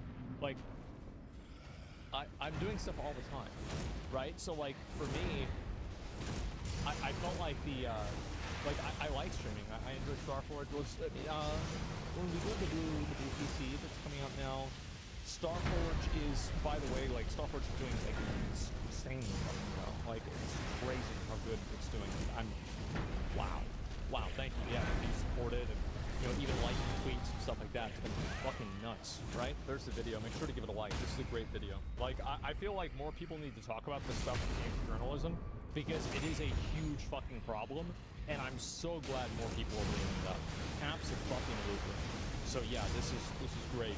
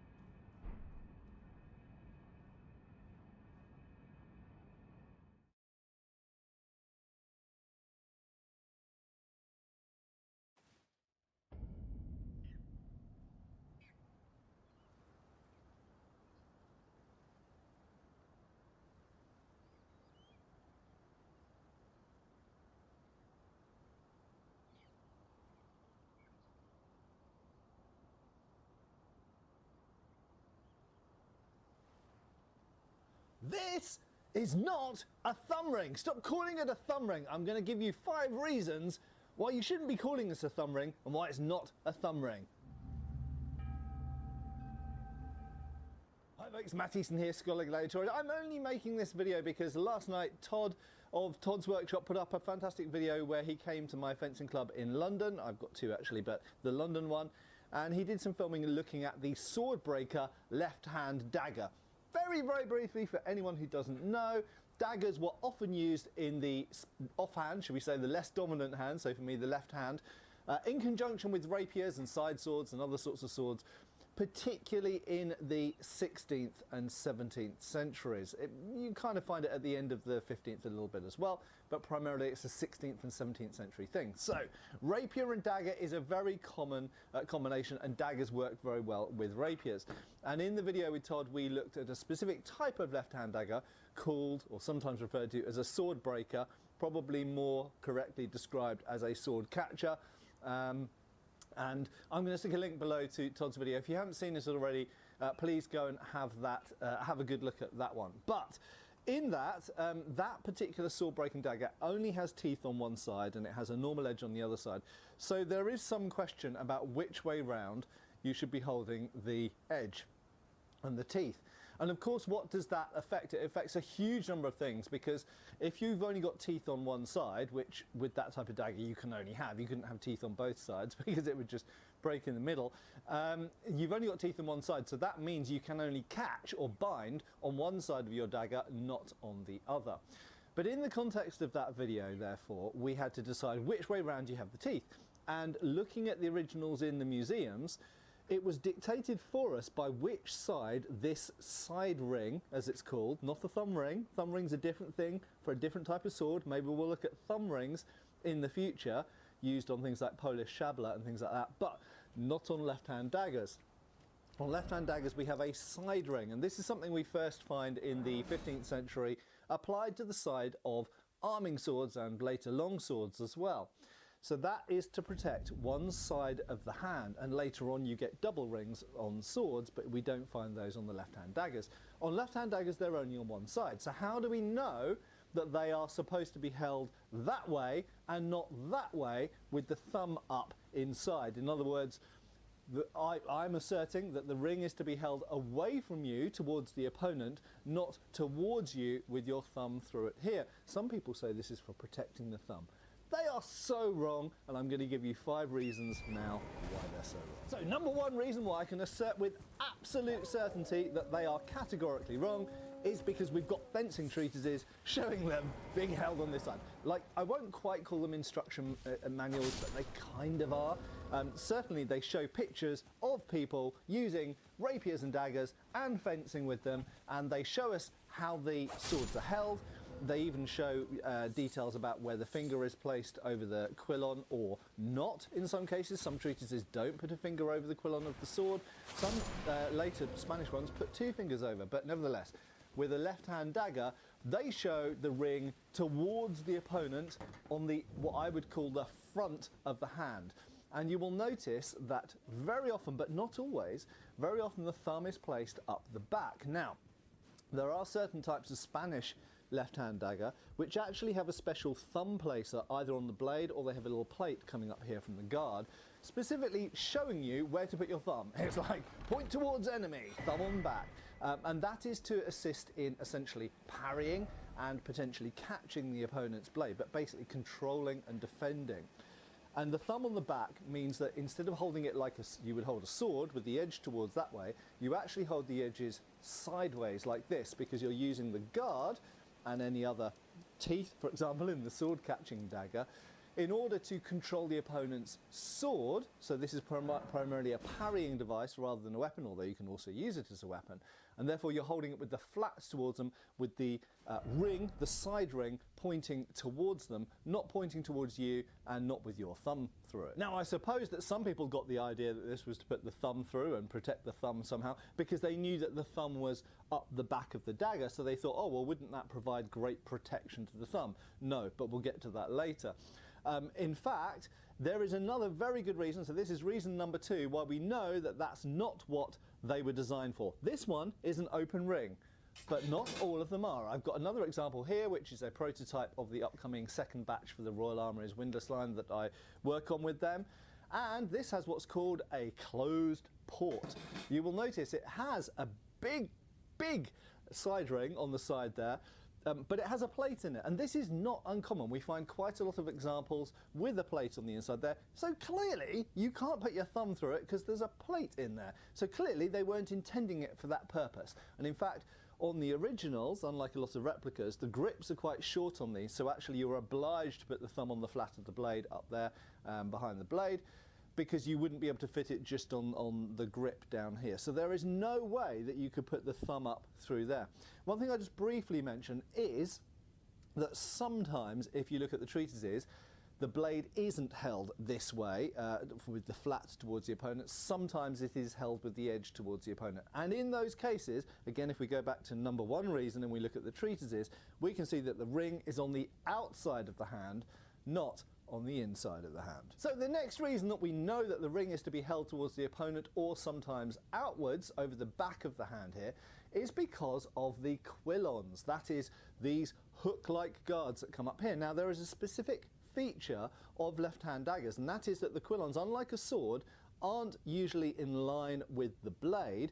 They're actually tilted to one side. We can see this even more dramatically in an exaggerated form with this replica from the Royal Armouries, where the curved quillons are way off to the side. Why is that? That's to catch an opposing rapier blade. So as the blade comes in here, the idea is in parrying, you can hook the thing and control it like that. Now, just as a brief tangent, I would point out that this is actually quite a reliable way of catching opposing rapier blades, more reliable than the toothed left-hand dagger. And this is a point I left out in Todd's video, which is why it's important, hopefully, that you've seen his video before you see this. Something that I regretted not mentioning at the time was that these quillons, designed like this, are actually far more reliable at controlling and catching opposing rapier blades.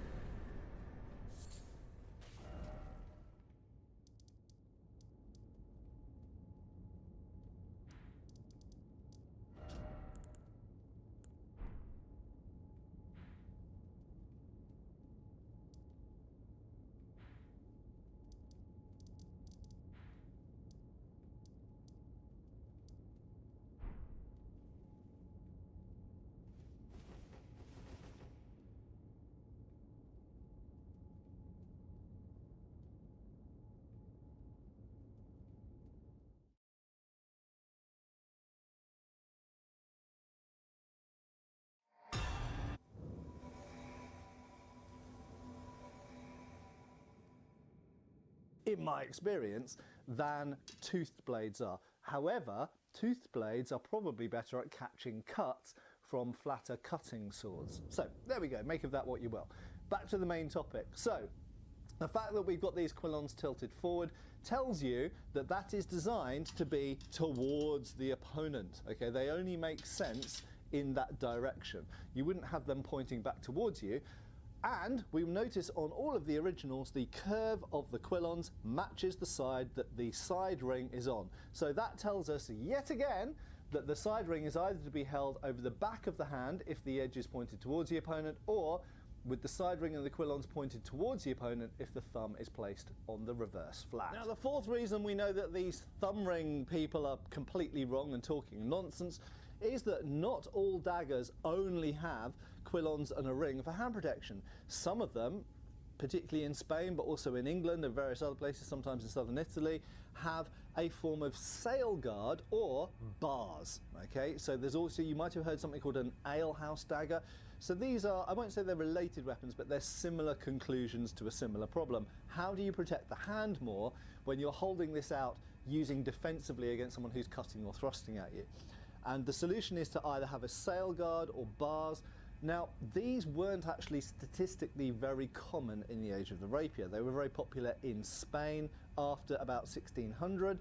They weren't really very much a thing before the year 1600, and as I say, they were popular in England and a few other places, but they were always in a minority. So the majority of left-hand daggers usually only had guards and a side ring. Some of them didn't even have a side ring, or some of them had a very small side ring. Why? Why not have tons of hand protection? Because it's a real pain in the butt, literally, to wear. So bear in mind that you're wearing a left-hand dagger in a scabbard, and it's going to be, for the most part, sometimes on the side, but usually at the back here where you can reach it easily. So if you're walking around with a dagger stuck through your belt or your sash on the back there, you don't want a massive hilt on it, because let's face it, you're going to spend hours and weeks and months of your life wearing this thing, and you might only ever use it in combat. Never, or once or twice if you're unlucky or lucky, depending how you look at it. So basket hilts or swept hilts, rather, sail guards and things like this are a bit cumbersome, and they also make the weapon heavier and therefore a little bit more slow in dealing with the main things which are thrust at your body and head. Anyway, that's a topic for another video probably. So the fact is that when they have sail guards or bars on them, they are on the same side as the ring, and in fact some of them even have bars coming down from the ring. So that again tells us we know that is not supposed to be held on the side of the thumb. It's supposed to be held either towards the opponent or at the very least out to the side, either straight to the side or 45 degrees to the side or straight towards them like that. So it tells us it's not a thumb ring, it's a side ring. So the fifth and final reason why we know that this isn't a thumb ring to protect the thumb is because it's an idiotic suggestion and it doesn't hold up to reality. If you actually fence with left-hand daggers and rapiers, you realise that doesn't really work, it doesn't really achieve anything, and it's unnecessary. Okay? Why? Quite simply, this ring is there primarily, if I just grab a short blade rather than a rapier because it's easier to demonstrate, if we're parrying with this and the blade slides down here, it's to protect that back of the hand, the knuckles there, if you're holding the blade forwards, or if you're holding it to the side, to protect there. This is the side that blades will predominantly come from. If the blade is on this side of your dagger, then you turn the dagger this way and it's still in front here. There would be no point it protecting on the inside of the thumb here, because if the blade is that side, you're defending that way. Notice the ring is then on that side. If the blade is this side, you're defending that way, in which case the ring is still on that side. It would make no sense at all having the ring pointing towards you instead of pointing towards the enemy, because whether you're defending to the left or to the right, the ring is always pointing either towards them or their blade. Okay, so having it round here, it achieves nothing. Secondly, it doesn't protect the thumb. If we put the thumb through here, first of all, the thumb is behind the blade, you'll notice, okay? My thumb is protected because it is behind the blade. Now, this is a fairly narrow one because this is a flexible practice one. Look at this broad one with my thumb behind the blade. You can't see the thumb. If I'm defending there or there, then my thumb is protected by the blade already. It doesn't need a ring. But secondly, even not only does the ring isn't it necessary? It doesn't provide any additional protection anyway. If I stick my thumb out here, the bit that's at danger on my thumb is the tip. And being through the ring doesn't provide any protection to it because it's in the wrong place. It just makes no sense. So to conclude, this is a side ring, it is not a thumb ring. It is to be held towards the opponent or to the side at the least, or if you're parrying on the inside, it could be that side. But it is not at all to be held towards you with your thumb through it. Even if you do that, you've now lost a load of protection from the front of your dagger. It doesn't protect your thumb any more than it already was protected. It provides no additional protection whatsoever, and your quillons or your sail guard are now pointing in the wrong direction, because we know that on all of the originals in museums, if they have curved quillons, they are always in the same direction as the ring, or indeed if there's a sail guard, it's in the same direction as the ring. So it is to be held that way towards the opponent or outwards, protecting the big meaty back of the hand, not protecting the little thumb at the back. Anyway, thanks a lot for watching. I hope you've watched Todd's video as well by now. I have been Matt Easton, obviously I will continue to be, and I hope I'll see you back on the channel really soon. Cheers folks! Thanks for watching. We've got extra videos on Patreon. Please give our Facebook a like and subscribe if you haven't already. Cheers folks!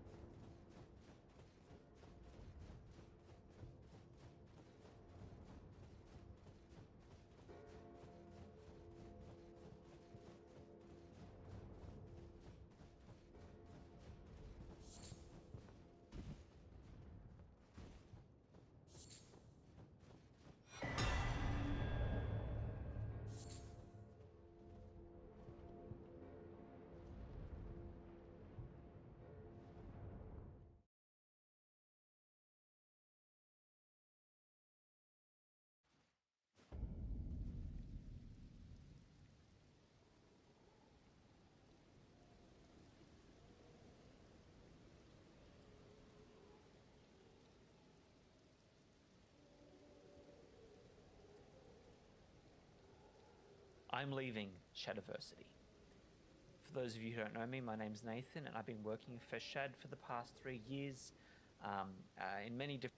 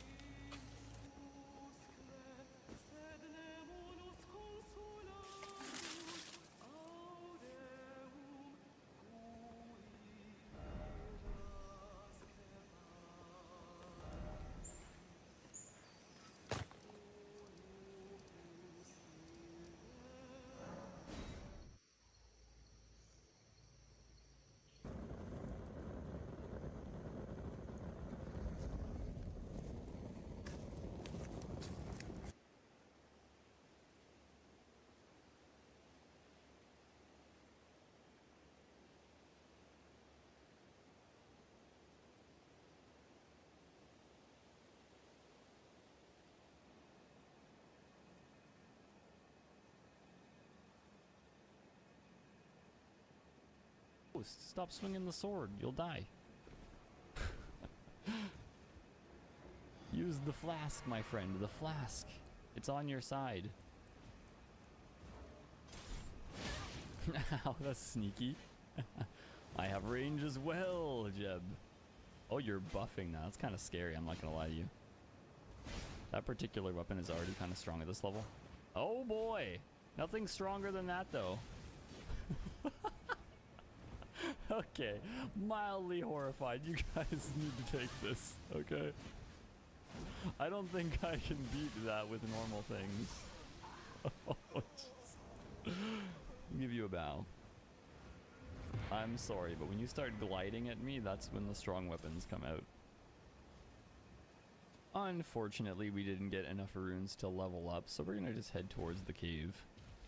Grab the spear talisman.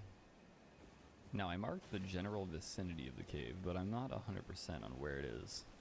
There is a book here, though, I think, for pyromancy.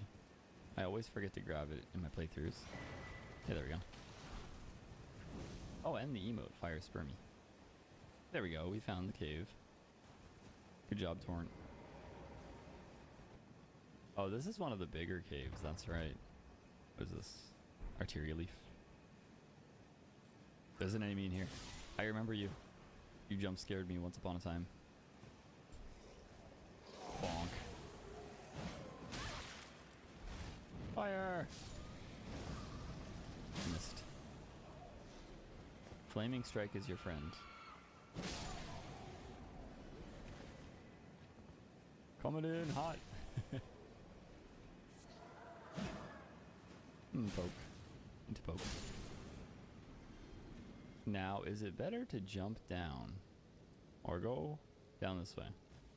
But when checking out caves, remember your regen, everyone. Oh boy, that looks fun. Oh, he jumped up here. You're wild.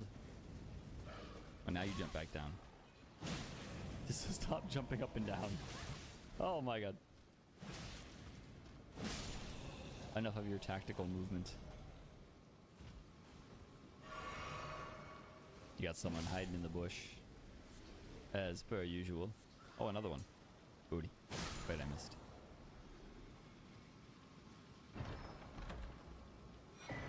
There we go. Spirit Talisman acquired. Hi, Snail. Oh my god. Just when you're short of killing something by like 1 damage, it's the worst.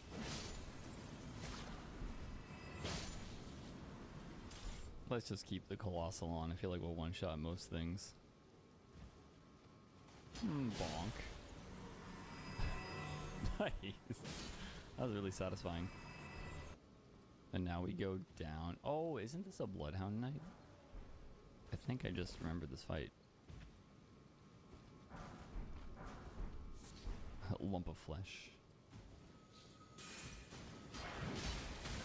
Dishonest wizard snails. Oh, this one's strong. He's stronger than the others. Not if I chop at his head, though. That was anime.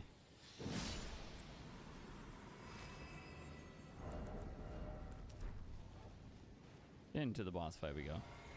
Hello, Bloodhound Knight. You fight just like everyone who picks up that weapon. L2, R2. Why am I not two-handing this? Can I frostbite him? Probably. Yeah, nice. Whoa. Whoa. More anime moveset though on the boss than the actual sword. I feel like jumping works well against it though. Whoa. Not to mention the stun.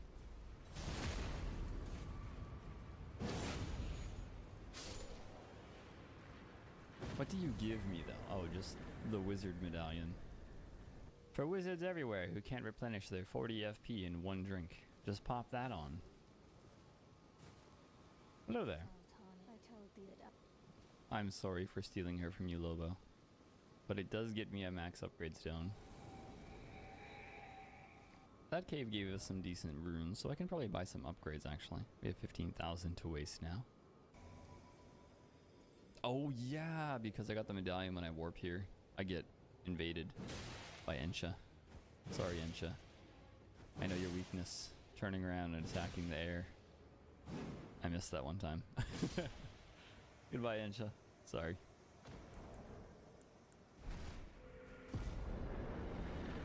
I just felt like doing that. And we get the Clinging Bone. What kind of weapon is that? I feel like just pure arcane, right? Oh, Dex arcane. You know, on this build, we could probably use the Murray Executioner eventually. Takes a lot of stat spread, so I won't be able to use it till later, effectively, but still fun. Oh yeah, what do you drop? Your armor set, nice. Now for our low HP, we can swap that on. Yeah, I need many +4 stones, and they are not cheap. So we get 11, 16, pretty good. I think I can get my curtsy now, nice. I remember picking up the glove ward 4. I am here for spirit tuning. 3. I need more runes. I don't think I've talked to Fia since I got the knife print. Yay, a Bodlikin's blessing. And a sacrificial twig. A good day to you as well, Fia. I must pop this. The next thing that comes to mind that I haven't really done is we didn't do any of Celivis' stuff. I didn't talk to Pydia. I haven't talked to Hyetta anywhere, actually, now that I say that. Is Hyetta even here? Okay, good. Because, yeah, I have not done any of that. This is important because I like doing the madness. So I can use the madness stones later. Not to mention, I love that bow. We're going to equip it right now. I'll just mark this area because we need to come back here. But I'm going to do some invasion first since we have no runes at all. I'm standing here and I also realized that we haven't given Thop the key from the academy. That's another thing that I still have to do. So we have to go on the rooftops in there. Bando Bucks. Oh, hey guys. Oh, I see a war is going on up here. Hello? How are you? Frostbite! I prioritized the one that's not using the bleed when I should have prioritized the bleed. That's scary, to be honest. Is he already frostbitten? He is. We have to get them with a trifecta of stat procs. They think they're safe. Bonk. Bonk. Poison! Now you're frostbitten and poisoned. Didn't do very much damage, to be honest. That will, though. Bleed is scary. So let me bring it upon you. Some bleed for you, my friend. Whoa. Some bleed for your friend. The physic. You know what? I'll join in on that because regen is nice. I could also Reduvia you back. It'd be kind of funny. Let's see. I think their frostbite has worn off at this point.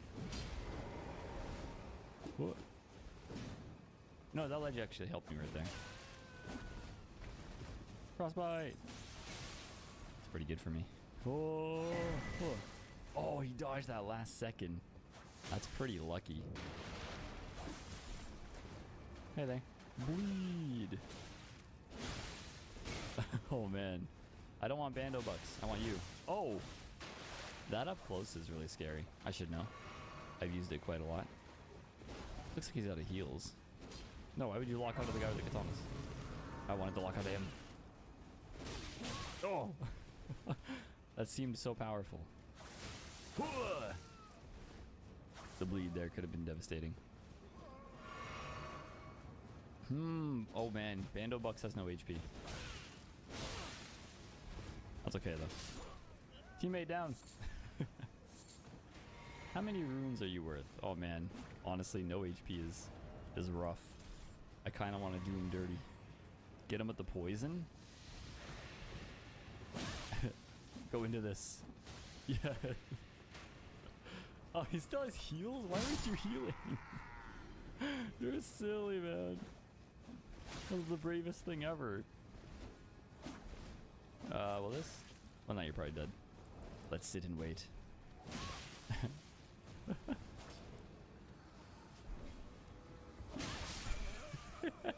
I'm sorry. I just really enjoy poison deaths. It's too fun. A little Limgrave action with Hurt Mr. Hurt. Broken Shadows. Hello there, Millennia. How are you? Bonk. Bonk. Listen, I didn't have the room for that one, but this one will get you. I feel like there's a teammate in a bush somewhere. Ooh. I didn't have the length there. Bonk. Bonk. You light rolling? Oh, you are. That's why I didn't have the length needed. Okay. Come here. Poke. There's bears near. Your teammate must be somewhere. That's a lot of soft swaps. Interesting. Bonk. Oh my god. This is a high level phantom. I don't think I knew because, well, hi there. Is he AFK? Ooh, backstab. I missed. Sometimes I don't notice when it's a high level phantom because they're not wearing like extra heavy gear, but maybe they want to light roll with a lot of weapons, like this guy. He's just a light roll enjoyer. What? What?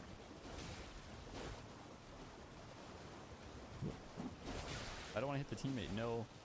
Obviously he's AFK there. Oh, this is a roll catch. Nice. That does roll catch the light roll. Now Mr. Broken Shadows is in danger. And a little afraid. We're going to drain all that Estus.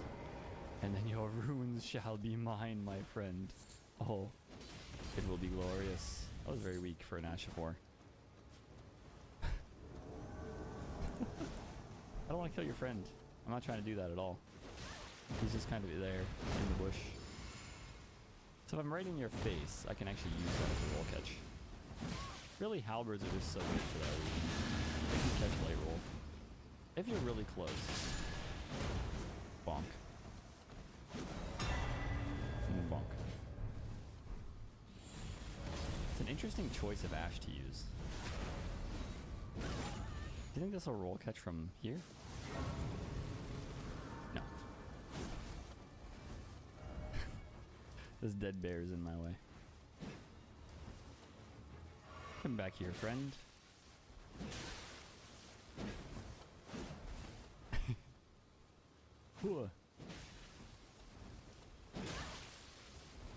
You just gotta play patiently against light roll because you can't always roll catch them. So you gotta kind of like drain them slowly. They can get away in like 2 to 3 rolls, so. I think he's out of heals at this point, though. Interesting. He had packet loss right at the end there. 42,000. I gotta check what that is. I need to be able to wield all those weapons and armor in general. And light roll is a lot of endurance.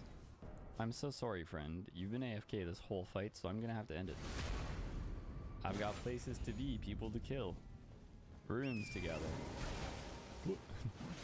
Oh, you came back last second. Unless you were just watching all that, I'm not even sure. It's pretty funny though. I thank your friend for the runes though. 44k is a nice chunk. I might do endurance just so I can pressure a little bit better. I'm also eventually going to have better armor, so I'm going to need the endurance. So it really depends on if I want a few more damage points or more stamina. I think I'm going to go a little more stamina here. Now we're level 49, almost 50. I feel like I can maybe get my weapons up to 10 with the next chunk of runes we get. I still have some extra runes, so I'm going to just run over to Celavis and we can buy some of the things that Pydia has. I know one is a larval tier. Well, hello there, Celavis. I take the potion from you, sure.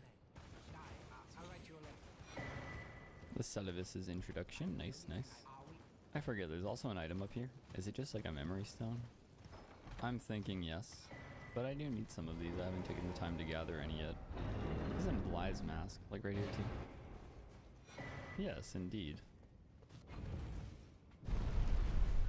Just dropping in to say hello. Ah, the ritual pawn. That's what I always need from here. I also want Carrion Retaliation and Larval Tier. I think this is a good time to crack some runes. Is that enough for both? Find out. I didn't really pay attention to their cost. 3,000? Nope. Still need more. This is a lot nicer than when I could only use PvP souls for the whole run. Took me so long to collect everything I needed. Craft book. Parry retaliation. I could also buy this pretty shield, why not? But honestly, it kind of matches the outfit because of the white hair around it. I have the weight load for it anyway. Maybe this can be our parry shield from now on. I'm rolling down. We're going to swap that around. And also I have a better parry now, so that's a win. Put on carry and retaliation. Why have I not been using golden parry? I forgot I got that a while ago. I'm silly. I do have some leftover runes, so I may as well go buy a few upgrade stones. What ones am I lacking the most? Definitely the stone 4s. They're the most expensive too. This is where I think I'm going to call part 6 of the playthrough. We're basically finished all the main things in Liurnia. I have some catacombs to clean up in Liurnia and Limgrave still, I believe. And then we can go to Caelid. I feel like Caelid is the next progression as opposed to going to Altus. We can do all the main objectives, beat Radon, and then head into Nokron City, I would say. I'm currently rune level 49. We have plus 8 weapons, although next time when I come back, I'm going to rush upgrading to plus 10 as soon as possible. I feel like that pairs really well with rune level 50.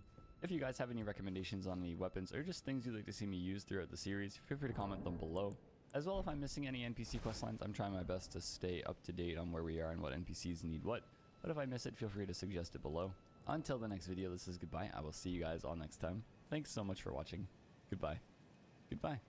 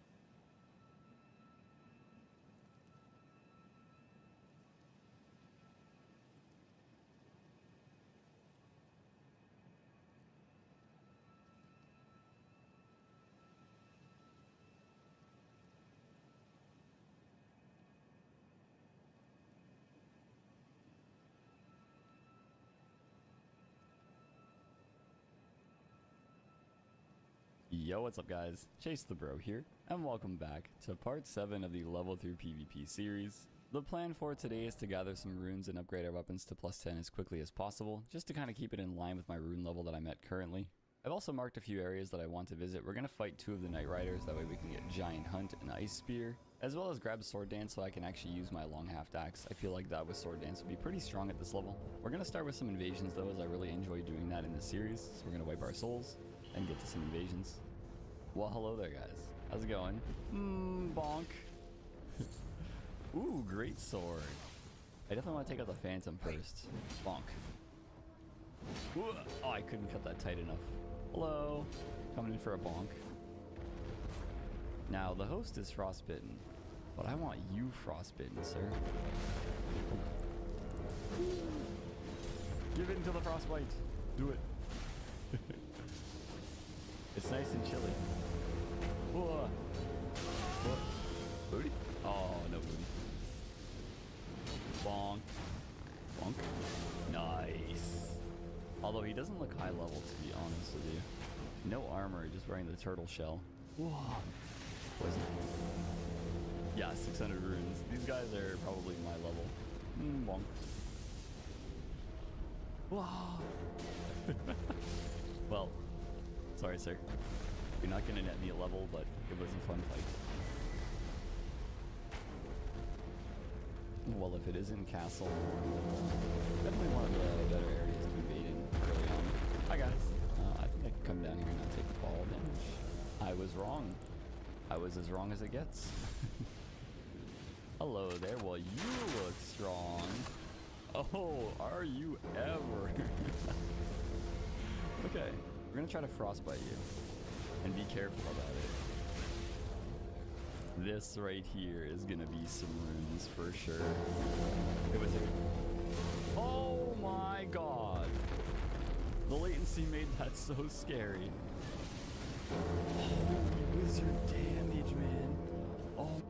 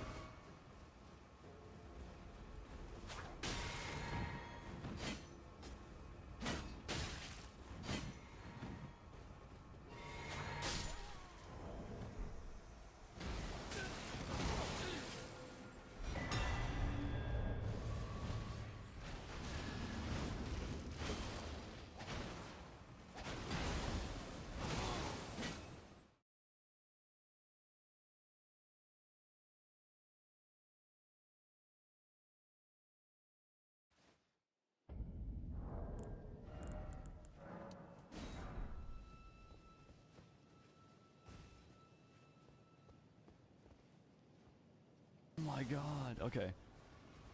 We must be very careful. I think we're gonna pull out the overlevel Phantom Destroyer 9000. Because this guy is a god.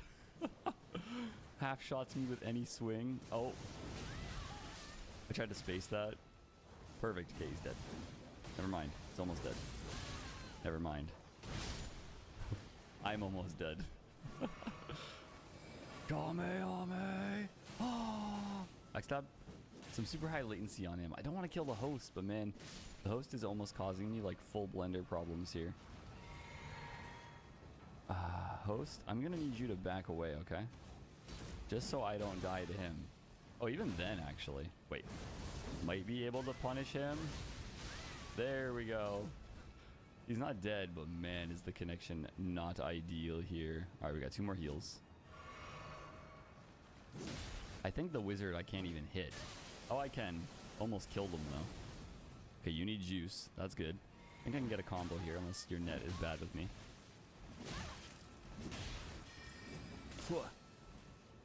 Oh, poke. Get away from me, host. I don't want to kill you. This is my money bag right here. Oh, he's alive. How? Where's my rapier? Oh.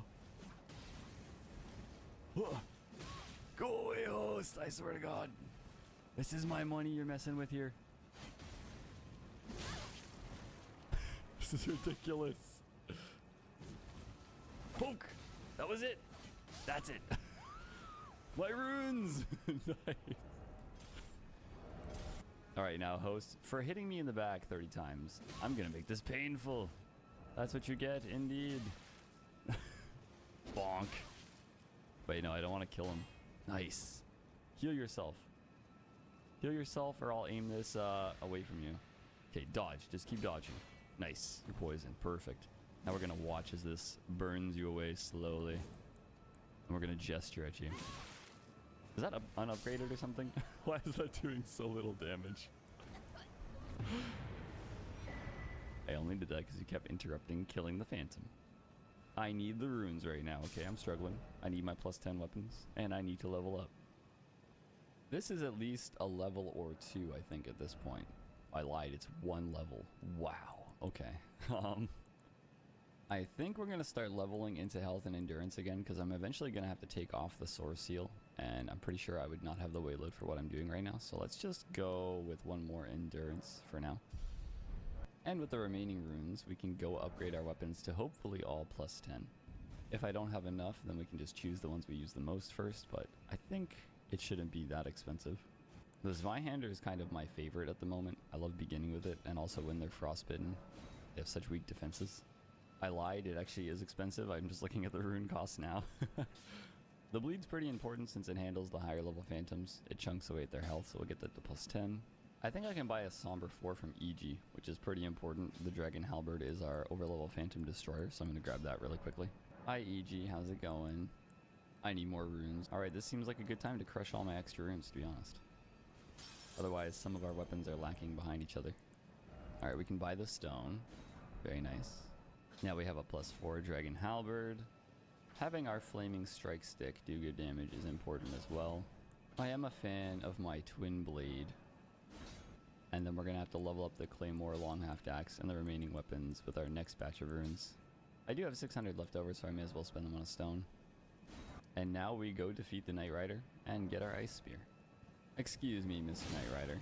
Take that. I'm going to frostbite you to make this faster. Oh, that might hurt. No, you missed. That actually didn't frostbite you yet, though. There we go. Is he also frostbitten? I think he is. I know the horse is for sure.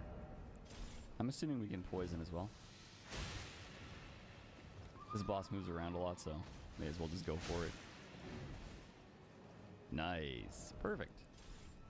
I'm liking the trifecta of stat procs we have going on here. Frostbite, bleed, poison. Whew. Whew. Excuse me. Blunk. No, not the horse shove. What about this? Is this good? Nope. Bonk. Bonk. Bonk. Wow. That was lucky. And then crit. And that's all there is to it. Goodbye, Knight Rider.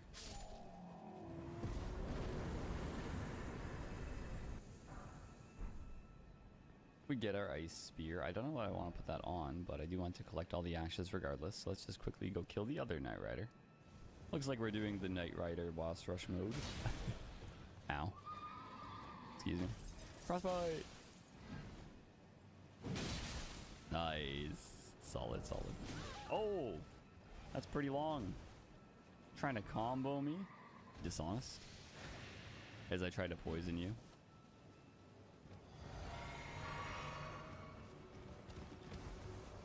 Bonk. Nice. I'm lucky that it didn't do that much damage or knock me down. Whoop.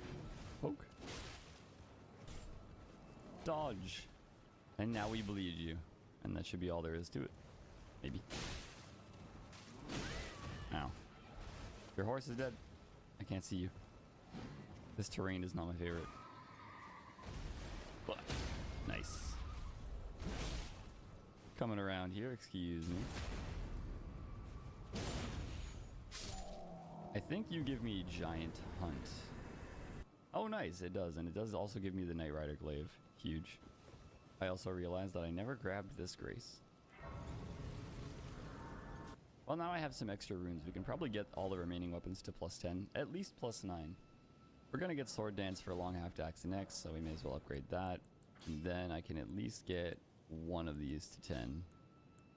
Thrusting swords are definitely useful on occasion, so let's just do that. Boom. Why, hello, Jellies. How are you? Bonk. No, I need you. Do not despawn. Thank you dearly. The Road's End Catacomb. Well, let's wipe our souls before we do this and get some invasions in.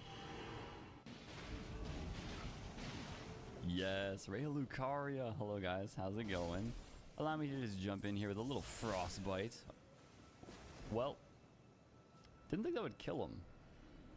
Also, not a high level phantom, unfortunately, but hello there, dual katana user. Oh wait, you have a teammate. Yeah, we gotta save the host. And the teammate looks much tankier than the host does. I'm a fan of that. Why is the phantom not attacking though? Whoop, you grab that. This could be a payout, maybe. Possibly. Full banished Night Gear, but like not a lot of health. Hard to say.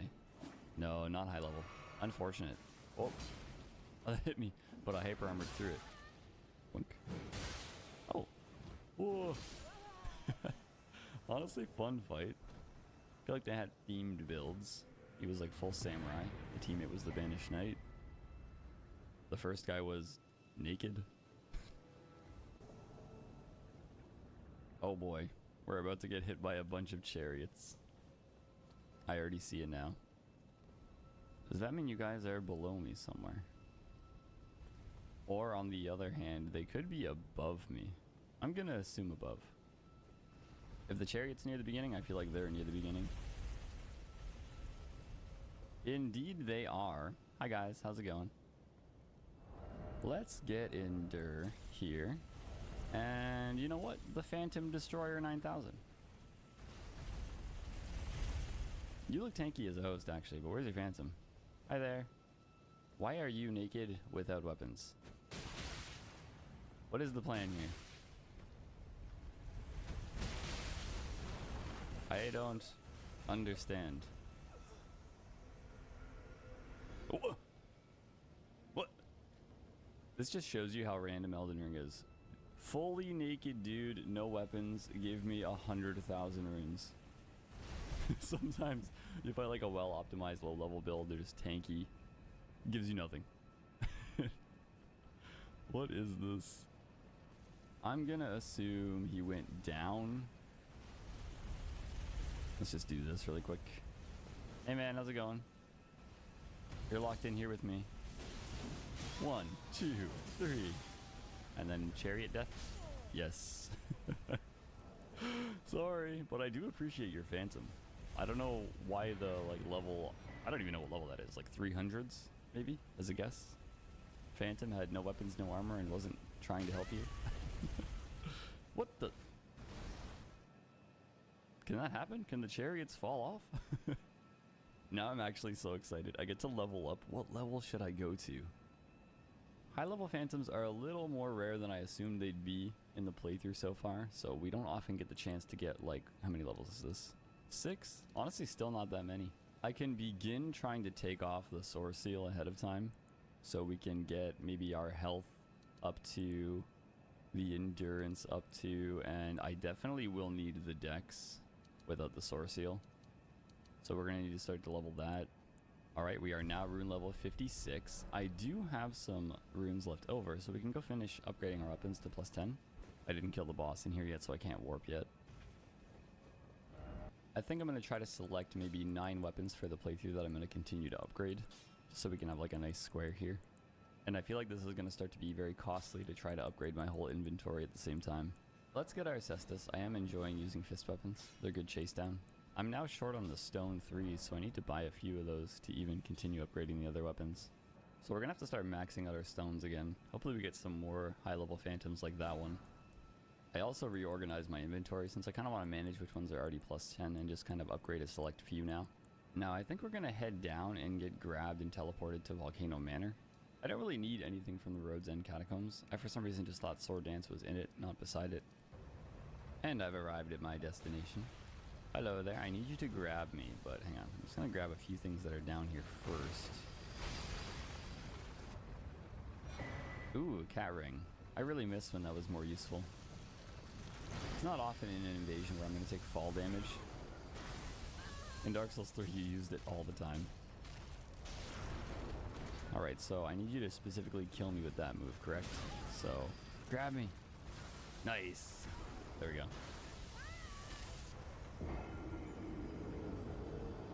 After we get to Volcano Manor, we go talk to Patches, and I think we get another gesture from him. I learned recently you can get here from dropping from above. I never knew that. I always took that way. I think there's a few stones in here, but other than that, nothing too useful. Oh boy.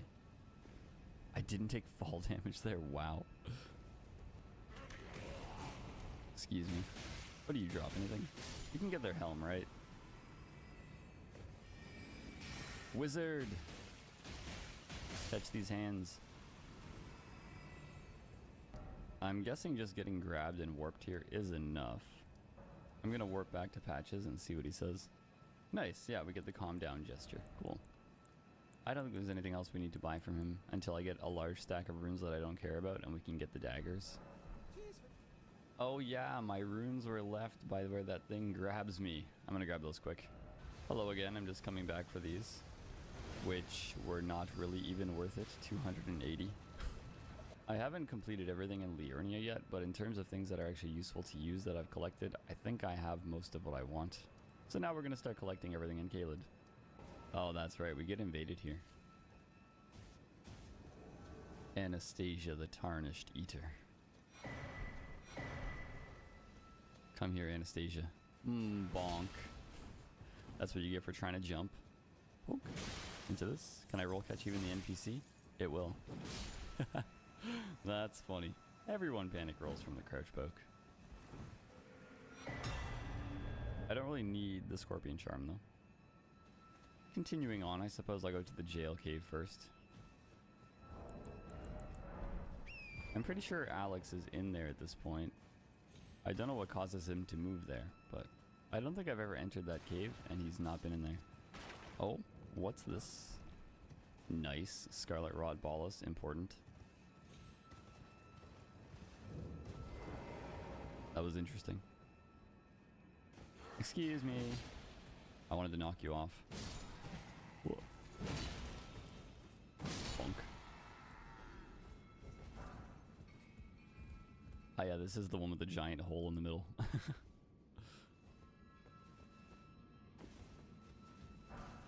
Somber 2. I'd like if you gave me Somber 4s at this point. That'd be great.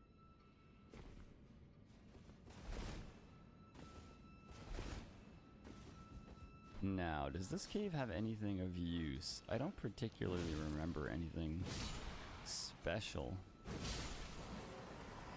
Maybe some upgrade stones? Smithing stone 4. I will take that actually. That's nice. Ooh. Oh, I think this is one of the caves that I confused with the High Road Cave in Limgrave. Has like a same room with this kind of octopus. And I always think that it's the Limgrave one that has that stone. But it's this one. And you even have a somber stone. Nice. Okay. Oh! And the cross and Aginata. Although we're not going Dex, so...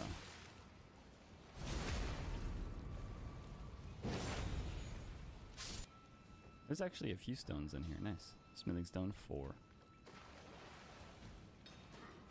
Excuse me, guys. I don't have any need of you.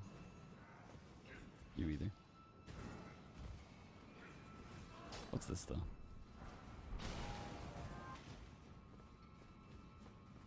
This is the shortcut to Alex. Yes. Hello there, Alexander. Well, I have company. Sorry, Alex. Hang on. I didn't think they'd follow me this far.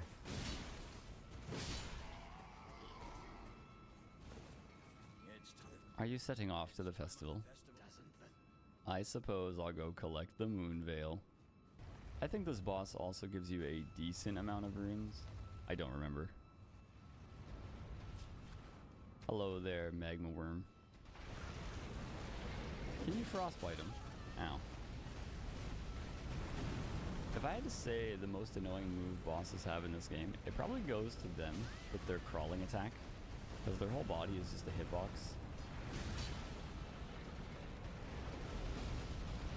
Not very entertaining.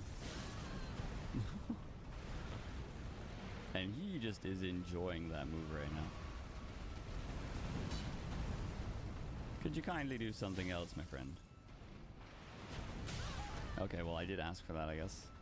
My own bad. There we go, we got the frostbite. Can you bleed him? I'm just gonna go heavy weapon and do damage since he's frostbitten. Here we go, sword dance. Yeah, that does good damage. I like that. Nice. I don't like that. That's not nice. Woo. Take advantage of the low defense. Spam our Ash. I think it's gone now. Nice though. I don't think I've ever got a crit on him like this.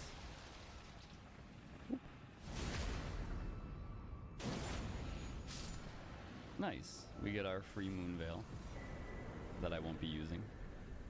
But the 13,000 runes are pretty nice. We can use that to stock up on our upgrade stones.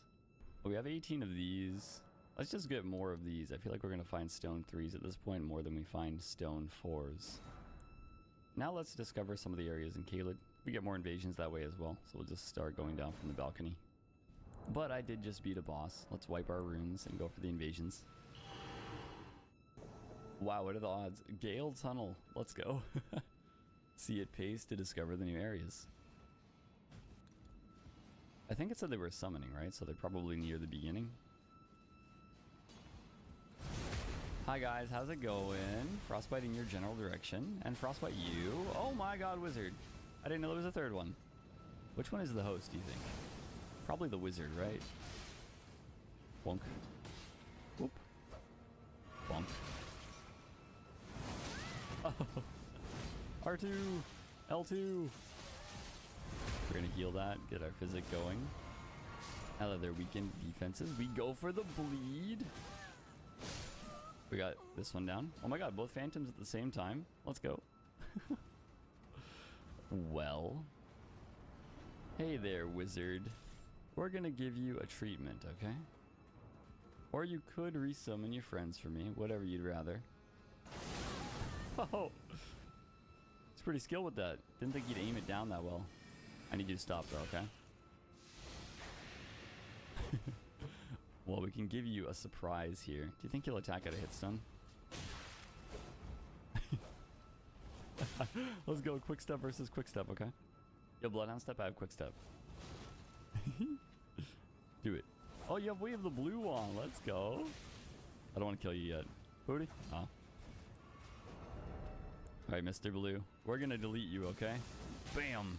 Bam! Bam! Well, I would've, but I wasn't smart enough to realize that I don't have any FP. So there's that. Bonk. Well, eh. The Phantom Deleter 9000. Bonk. Wizard, I need you to stop doing that in the back there. Oh, no, I didn't think you'd die. Oh, I'm so sad. Bonk. I'm so sad. I definitely did not kill you fast enough to get the runes. I killed the wizard early. My bad. Really? Castle Morn at level 50? That's interesting. Definitely up top, so I'm gonna have to warp to get up there. Did it actually work? I'm actually above them? That's so rare. Oh, but they're going down now. I didn't think they'd be progressing so quickly. Wait, I think I can drop on them. Would be epic. Hang on. Amazing! Wow, I missed. That would have been the coolest plunge attack ever. I'm sad. Moonveil! You don't see that every day.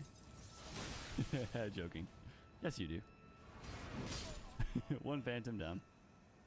No! I don't vacuum ever. Come back here. It's gonna jump all the way in the hole. I knew it! Dude, that's so funny. I've seen a few people do that. That's honestly great. Oh, team of 2, 3. Hi there. Hey, look, we're wielding the same weapon. Whoa, that is an interesting connection, though. Ow. I didn't think to dodge that because I didn't think it was going to hit me, but now we know.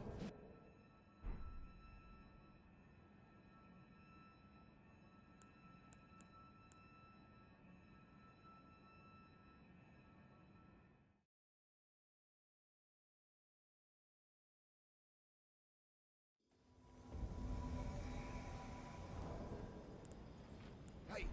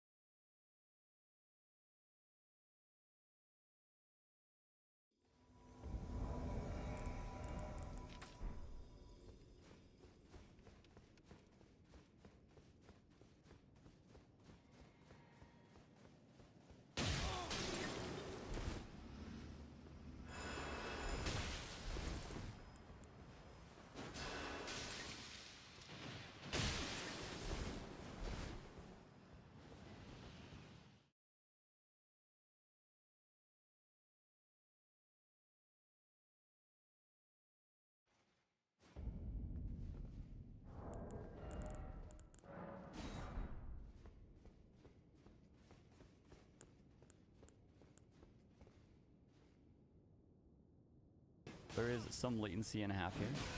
Flaming Strike! Jumping heavy. Into poke. Nice. Well, that's one down. I don't think he was high level. Well, 2,000. Alright, so Tom, I want to try to get a parry on you. Maybe do you attack at a hit stun? Let's see. You do. You do. That is good. That is good knowledge. Thank you. But I need to make sure our range is kind of there. What? Oh, you didn't do it that time. No. I'm disappointed. Flaming Strike. Into your spinning slash. Oh, didn't think you'd do that right out of hit stun. Although maybe you see that I'm going for the parry now. No! That was so good. I'm sad. I'm disappointed. I can't parry spinning slash though, so if he chooses to do that, I hit stun. I can't go for the parries anymore. Fun fight though, Tama. At this point, 7,000 is nowhere near enough to actually level, so I guess we'll just continue the PV. I could also grab the Great Sword. I wonder when I would be able to wield that in terms of endurance. I'd also need 4 more strength to still one-hand it. Oh, bam. No! No.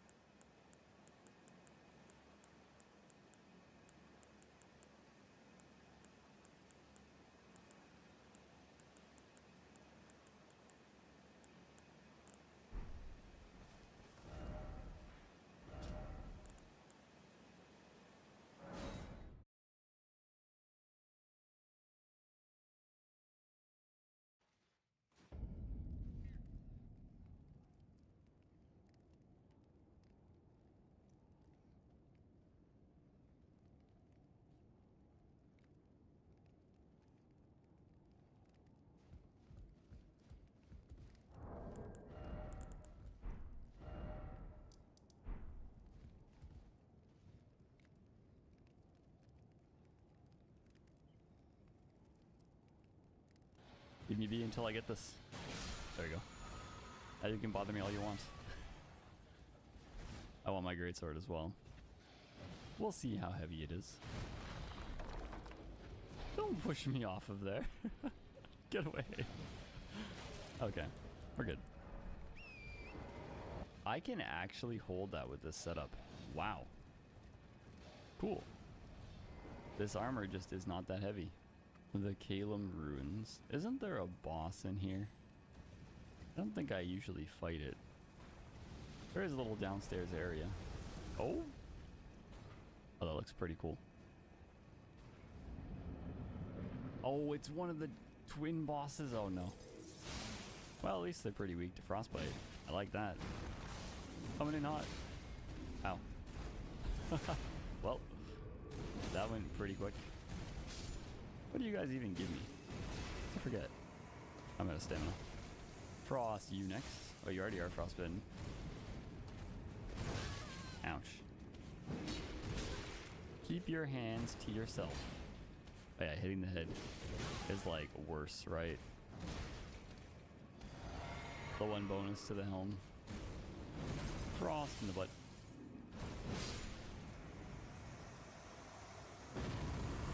Not too bad. How many runes do I get for that? 6,000, okay. We can use that to upgrade the greatsword next. The Visage Shield. I'm going to quickly grab the Grace here, then I think we're going to go into the jail cave. And then I'm really hoping if we do some invasions right now, we get enough to level up. I'm really excited to use the greatsword. I don't know why. 1, 2, 3.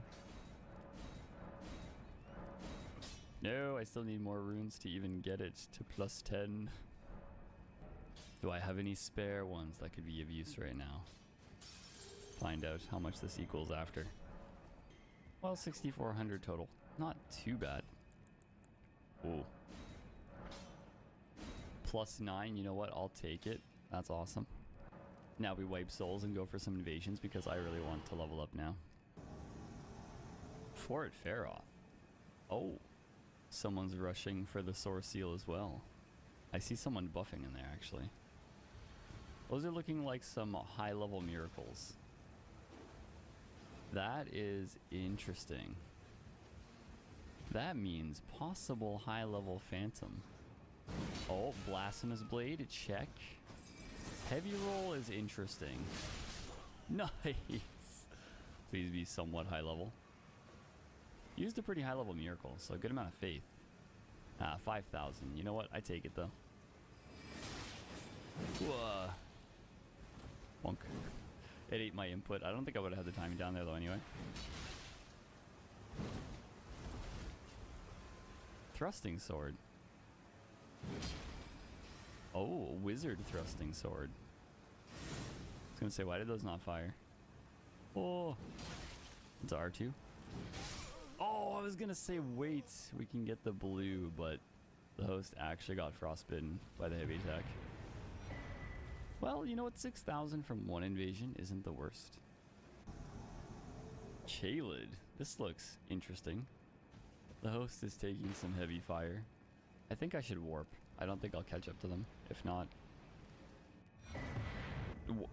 I warped and won. Well, I won't say no to free runes right now. I'm gonna go on a spree until I can level up.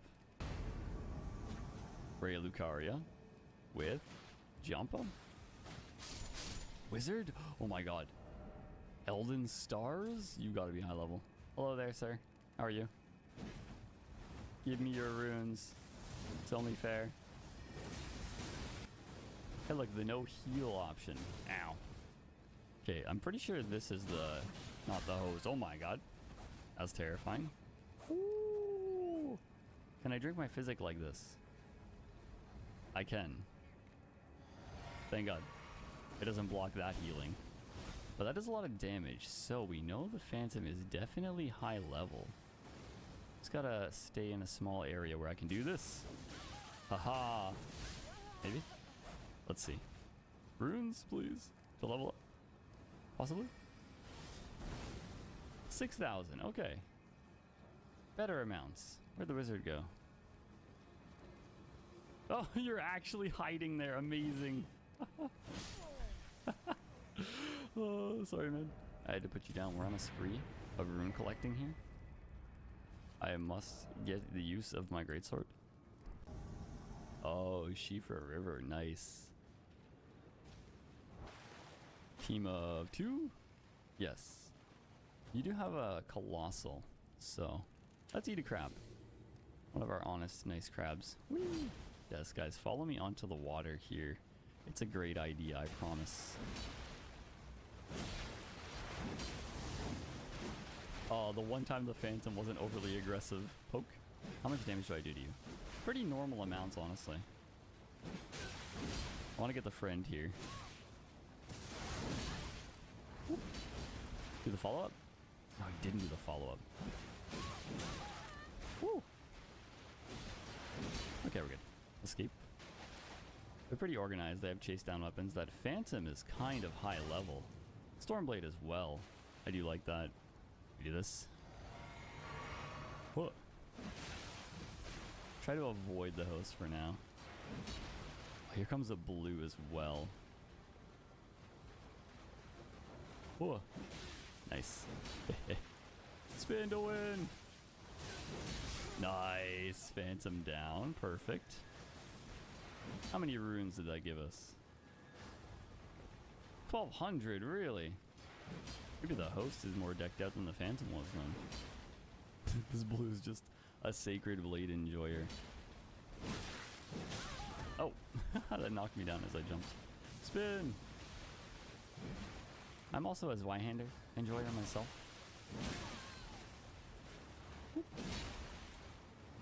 I love the blue for that. Just drinks the blue flask instead. Probably dead at that ball. Nice.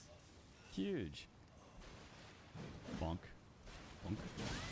Ooh, enough hyper armor for that. Good to know.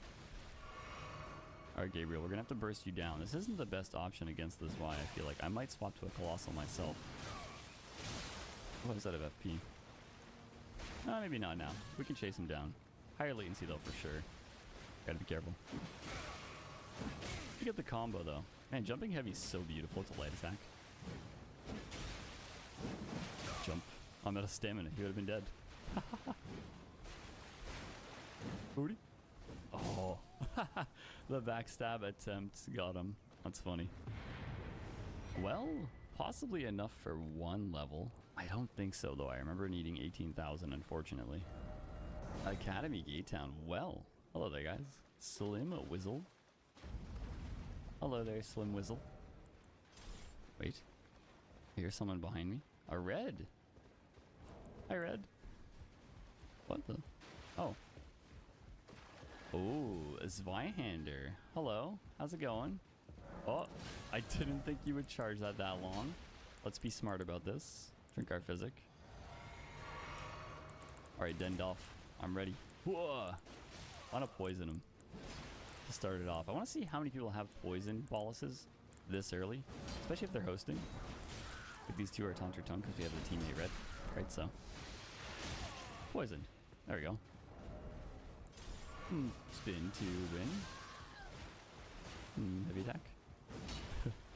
An interesting choice. I basically have what you have, but mine is Frostbite. Bonk. Roll catch? Perfect. Dendolf. I don't know if he was high level. You could easily have that build at an appropriate level here. Yeah, definitely not. Swizzle! You did the red in. Poor guy. Jump attack. Oh, that's a good anti-air. And I to think he'd where is it just once told me he would never Will I roll catch from this? Nice. It did not, but no frostbite buildup. Is that ash? I can smell my thanks. Alright, sir, I have an axe as well. I don't feel still. Let's have an axe battle. I never do this. Sword dance. Boop, boop. R2? Oh, almost. That's some good range, but not as much as I need. Running heavy. Into this, maybe? Yeah, the hyper armor, although it only traded once. I'm out of FP, I think that's why. That's definitely why. Slim Whizzle. Oh, crab because I'm using the physical damage. Kind of smart, honestly. But I have the answer for you. I trade to Frostbite, so I can get Frostbite buildup on you. What? Slim Whizzle, come back. Why am I always chasing people? I guess that is my name. Why would you aggro that? What an odd choice. Those things are the worst. So it can hit me, maybe? Maybe that's his plan, honestly.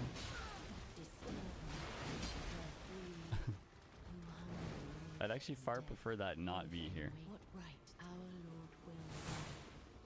Parkour. Look, you're safe here. I don't need a crap. Whoa. Into this.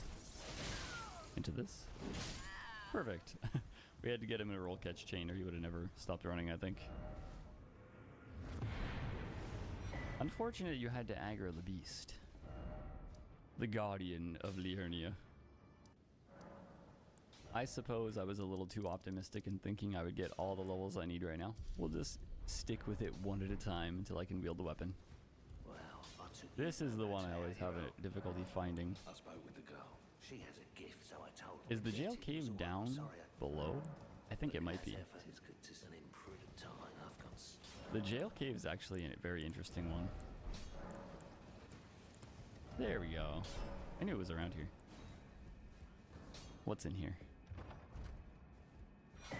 A rune arc. Alright. You know what? I haven't grabbed the rune arc at all yet. Well, the runes. Definitely turning on a lantern in here, though.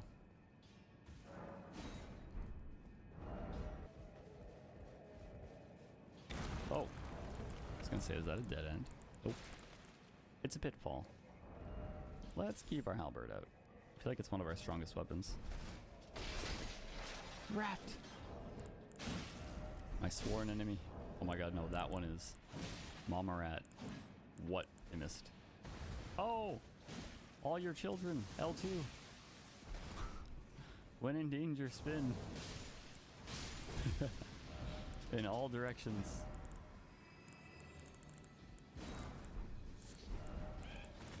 Oh, these guys are in here. That's right. This is where I can open the door, though. This is where I want to be. Oop. Oop.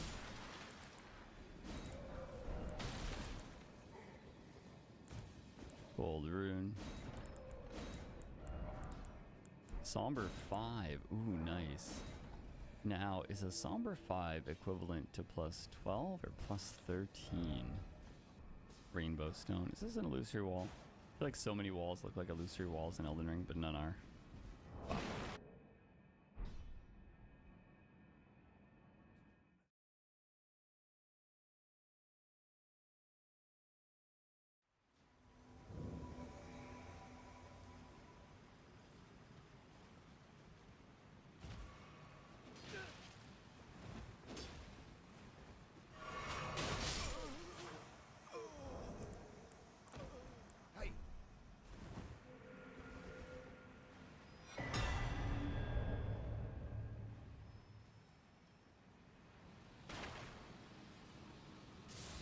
Oh boy.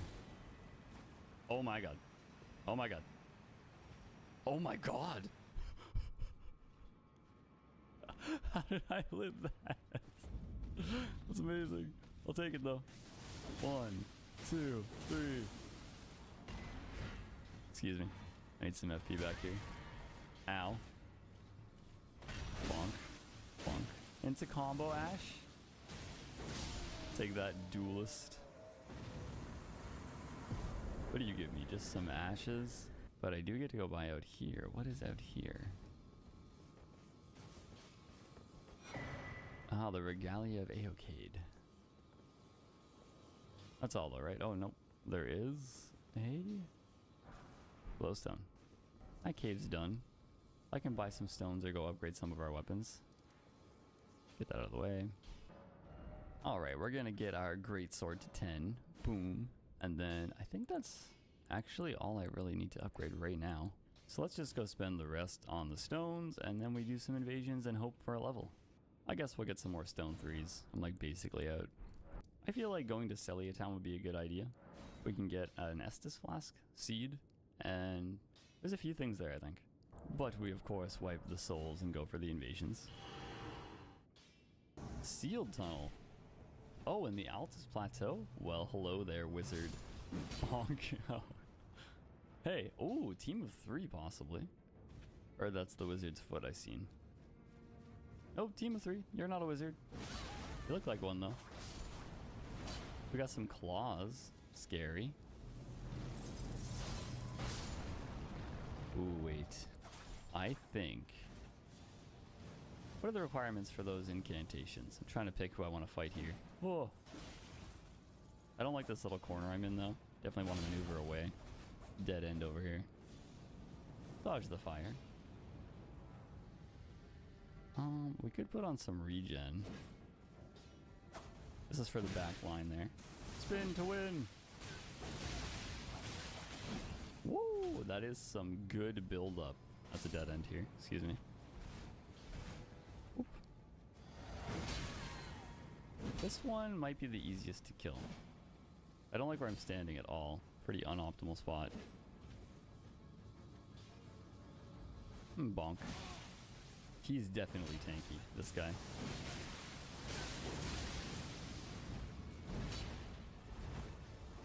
No, that was the roll catch. It was. Aw, unfortunate. Gotta heal. Whoop. This is pretty dead endy for sure. I feel like they're actually ganking in here when I think about it. It would make sense. I can't go back up because of the tree.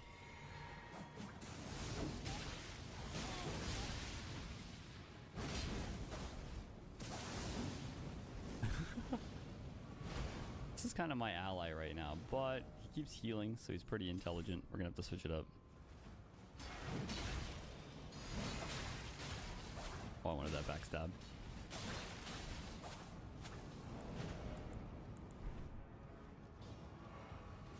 Oh. Barrels are not helping me here. A moon veil. Is it a moon veil? An ant spur and a moon veil. Frost for you guys. Booty. Booty stab the booty.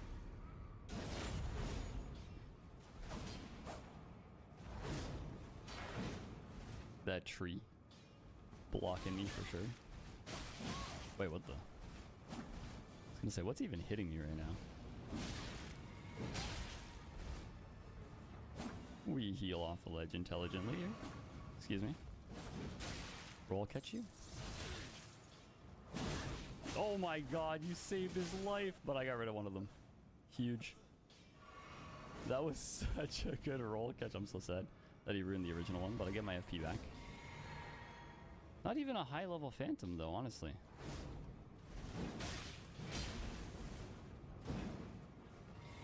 We're going to... Oh, I don't have my dagger.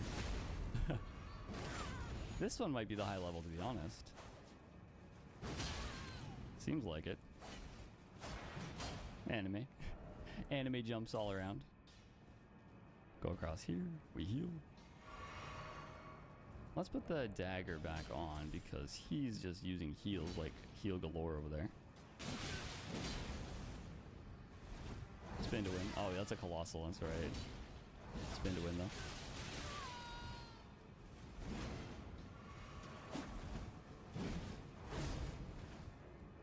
Oh, some packet loss right then. Spin to win. Oh my god, the damage on that guy. We heal. Jump.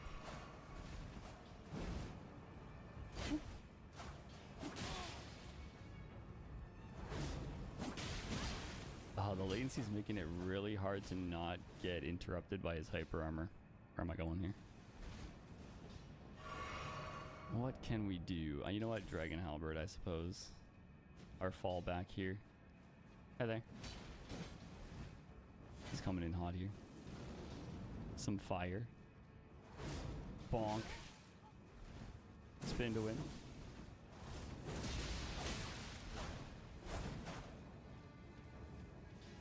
Oh, excuse me. Oh, that still hit me. Unfortunate.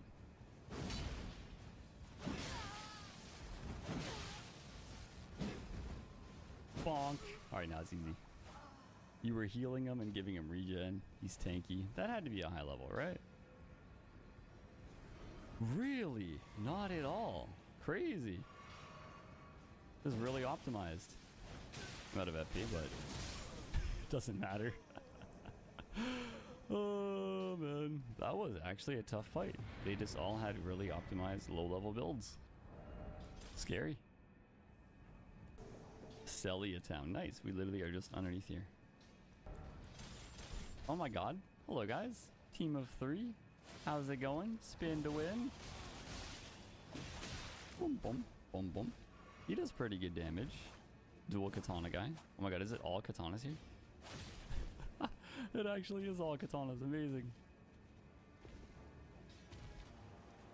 Hey there. Oh. Watch out for the ball. Oh. No, the host. No, dude. Why, man? Why? You guys need to calm down. You rushed me so hard. You ran right into a ball. Well, I guess the host did, but that's hilarious, man. Oh, they're down below. Oh my god, the great shield, the fire one. I think I just picked that up. Let's keep a dagger on here. This guy looks pretty tanky, honestly. Look at him. Hey there. I may have... Oh, I can't have Deathblight build up from those things? Oh, that's terrifying. Okay. I'll be very aware of that.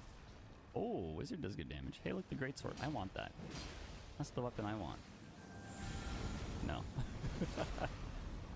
None of that amazing attack. I love the way it looks, but no. Booty. Oh, bam. Well, the wizard hurts, but not that much.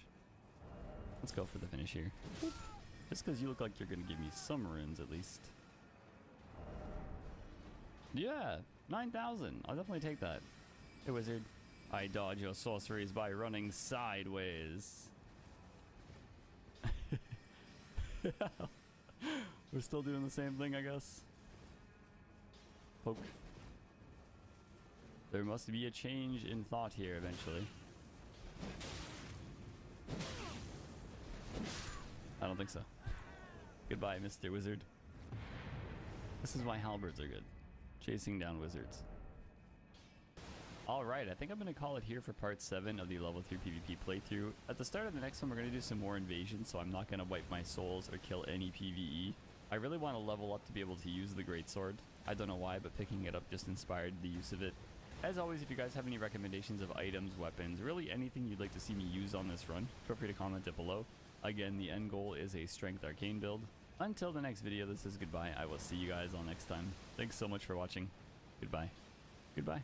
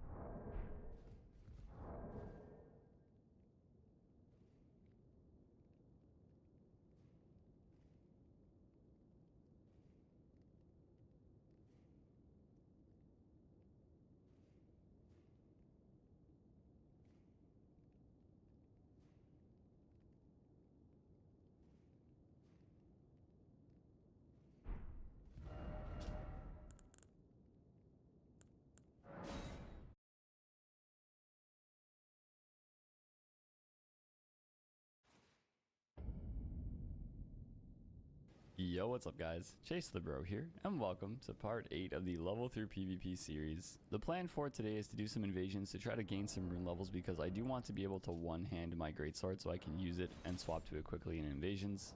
I'm also slowly progressing through Caelid, collecting all the weapons and ashes that I want to use. The character is currently rune level 57, and I do have plus 10 weapons, which I think I'll upgrade to plus 12 pretty soon. We ended the last video on invasion, so these runes are all from PvP, so we can just dive right into the invasions without clearing them. I'm hoping I find some high level ones so we can gain those 3 rune levels that I need.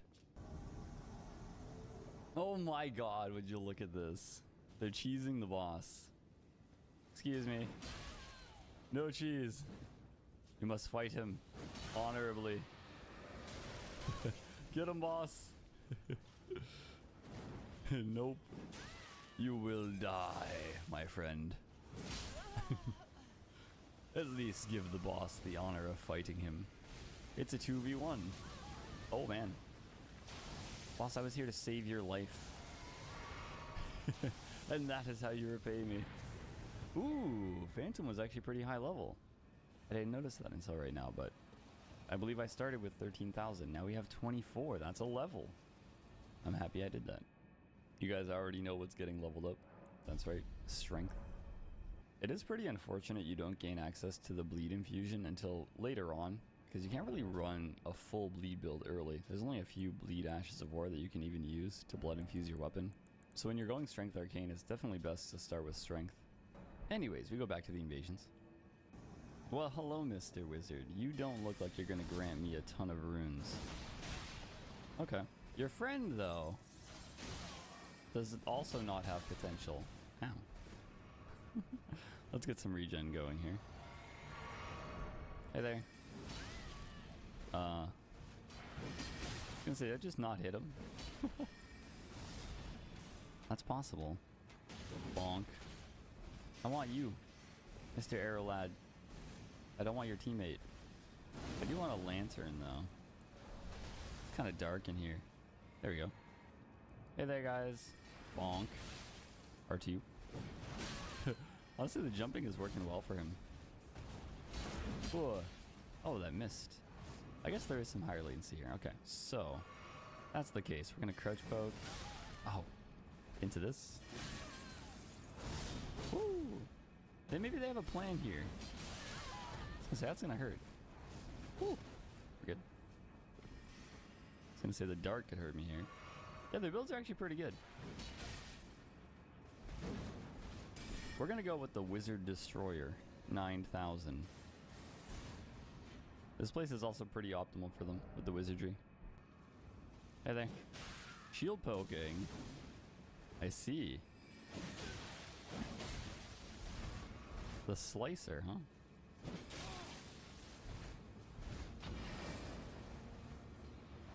You're definitely chilling, because this is kind of like a dead end. So when you're over here, you're kind of stuck, or you jump down.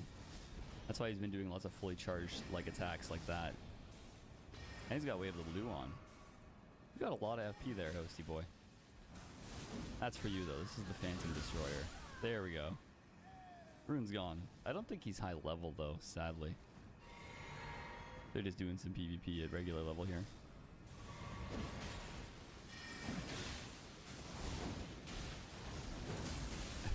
Good dodges. We can move over to our good wizard 1v1 tool. The high latency will allow me to poison him pretty quickly, so we'll do that. He also needs FP, so we're not going to allow that very easily.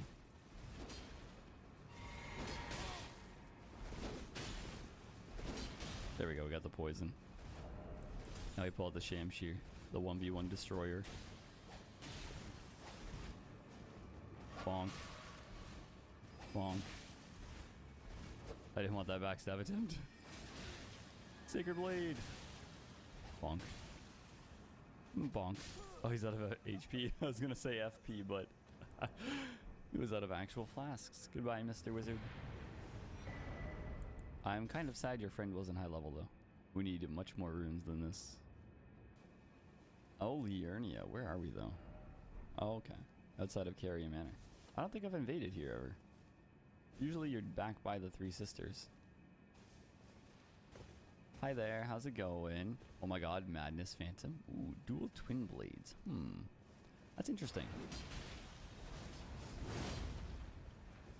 Oh, bonk. It's always hard to tell if a Phantom is high level, because they could wear the most random things. Oh, damn. Whoop. As if I got out of that. Can I just talk about that for a second? I was stuck in, like, the corner of gravestones with 2 people in front of me. Now that is a lucky moment. Oh my god. Okay.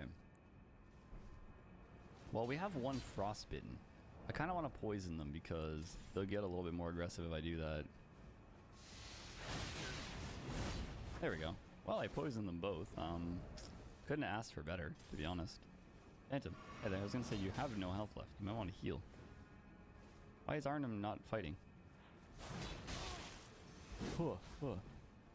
Oh, he's healing his poison. He took the heal priority. He was like, no, I will take no damage. I have a twin blade as well. They are fun weapons. Oh, he dodged that. He's kind of like moving into me though constantly. It's pretty funny. He's trying to escape me, but... Man, those jump attacks though can be brutal. I see why he's prioritizing it. I don't have a lot of poise, so I get poise broken by most of it. Whoa. Into Bloodhound step. Man, it's like he knows that I want him and not the host. That's pretty weak. Is that on the Claymore? It is. That's why. Oh, that came out early. There was an early hit there. Oh my god, that guy's range on his connection right there. That almost got me killed. Oh, spinning slash. Sit down. No more air for you. I know you're an air enjoyer. Ooh. There we go.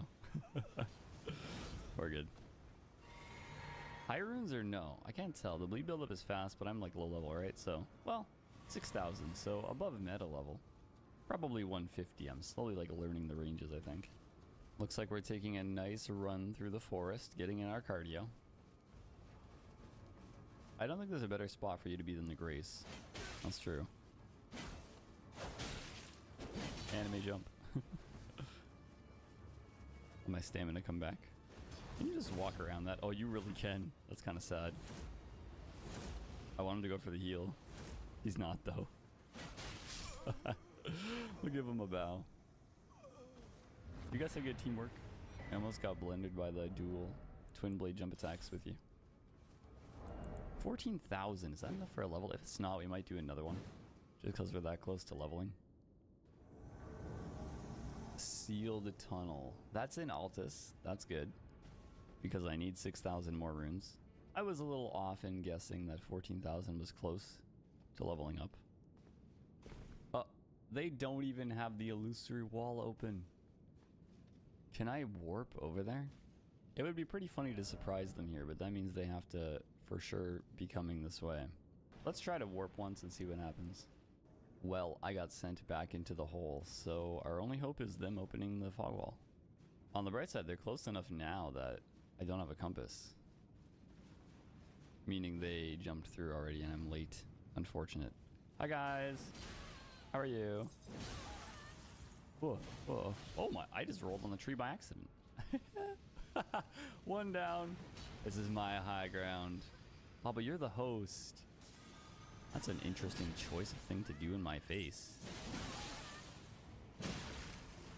Poke. Looks like we're healing. Oh my god, that is some latency and a half. Not just latency, I'm pretty sure he didn't take a hit there. Wait, did the Phantom die? No way, thank you. Whoa. How did I get by that? Okay, it's looking like our connection is on the spotty side. Definitely. But I was attacking early enough that it roll caught him every time. That's amazing. Not enough to level though, unfortunately. At this point, I just kind of have to go till I level. Otherwise, we waste so many runes. Oh, you guys are fighting 2 of them at the same time here. Allow me to make this a tough time. I'll protect my boy here. Back off, host. This is the runes. Probably not, though. Hey, good work.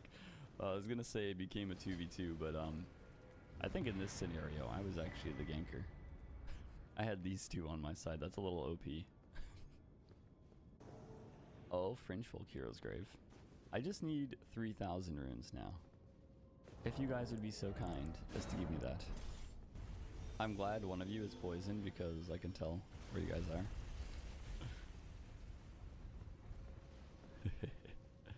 Hi there. Hey, that is the Phantom. Oh boy. Oh, that was smart. I'm getting hit again. Uh-oh. Well, so's he. Nice. I take it. I take it. Aw, only 600 runes. You guys are decked out in some heavy armor. I thought the Phantom was stronger. How's this as a roll catch? Well, pretty bad if they don't roll. So you're probably not going to give me what I need. Really? Just attacking?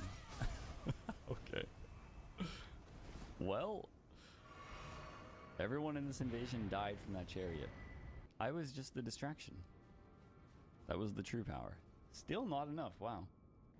Oh, Altus. Nice. This means they're probably a little higher level, which is good, because I definitely want my level. It's the Falling Star Beast Jaw. No. The choice of wizards everywhere. Well, let's see. That's the host. We don't want to kill the host. You know, to be using that weapon, I was going to say you have to be kind of high level, but not if you don't have any HP. Bonk. We're about to find out. Probably 1,200, I'm going to guess at least, please. Let me level up. 15,000! That's such a low amount of health for that high of a level. What the?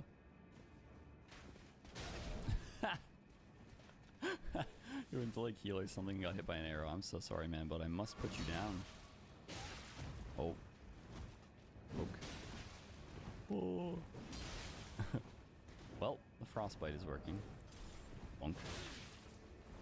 Win! Nice. Sorry I had to chase you down like that, but I'm on a rune hunting mission. I can level up. Oh, almost twice. So I'm definitely doing strength. And then I'm left over with 15,000. It's honestly so close. I feel like I should just do the invasions to get to it. Because if I get an unlucky streak where I don't get any high level phantoms, sometimes I don't level up at all in the invasion sessions. So since I'm committed right now, I may as well just do it. Then I can swap the Zweihander with the Greatsword because the Greatsword's honestly a lot stronger. I think when I checked it cold infused, it does 100 more AR almost. Another Altus. This looks good then. Just naturally, I feel like people are level like 60, 70 coming into Altus. Maybe even higher. I forget what I was. Hi guys. Your Phantom looks like he could be high level. Booty?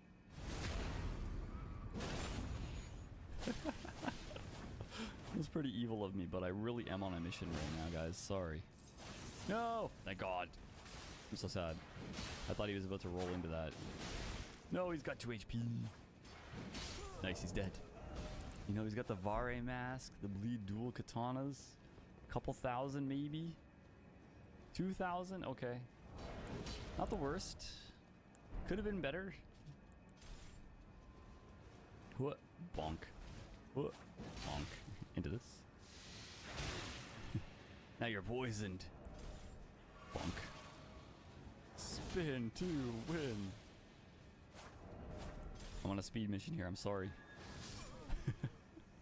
I need as many runes as I can get as fast as I can get. What would a host at this level give me? Yeah, around like 700. Well, okay. I feel like one more invasion and we're good. Oh my God, team of 3. I couldn't have asked for better right now. I feel like even if they're all the proper level and I get 700 runes, I would have enough to level up. Well, hello there, guys. How's it going? The bubble blow is always cool. That was weird. I guess some high latency. Looked like that wizardry hit me, but didn't hit me. I thought it was going to ruin my backstab, to be honest. Oh, that guy looks high level. So does this guy. Just because he's like constantly jump attacking and missing at least, but... Ow. Yeah, the miracle guy in the back, probably. Okay, I think I might do the Phantom Destroyer on this guy. L2?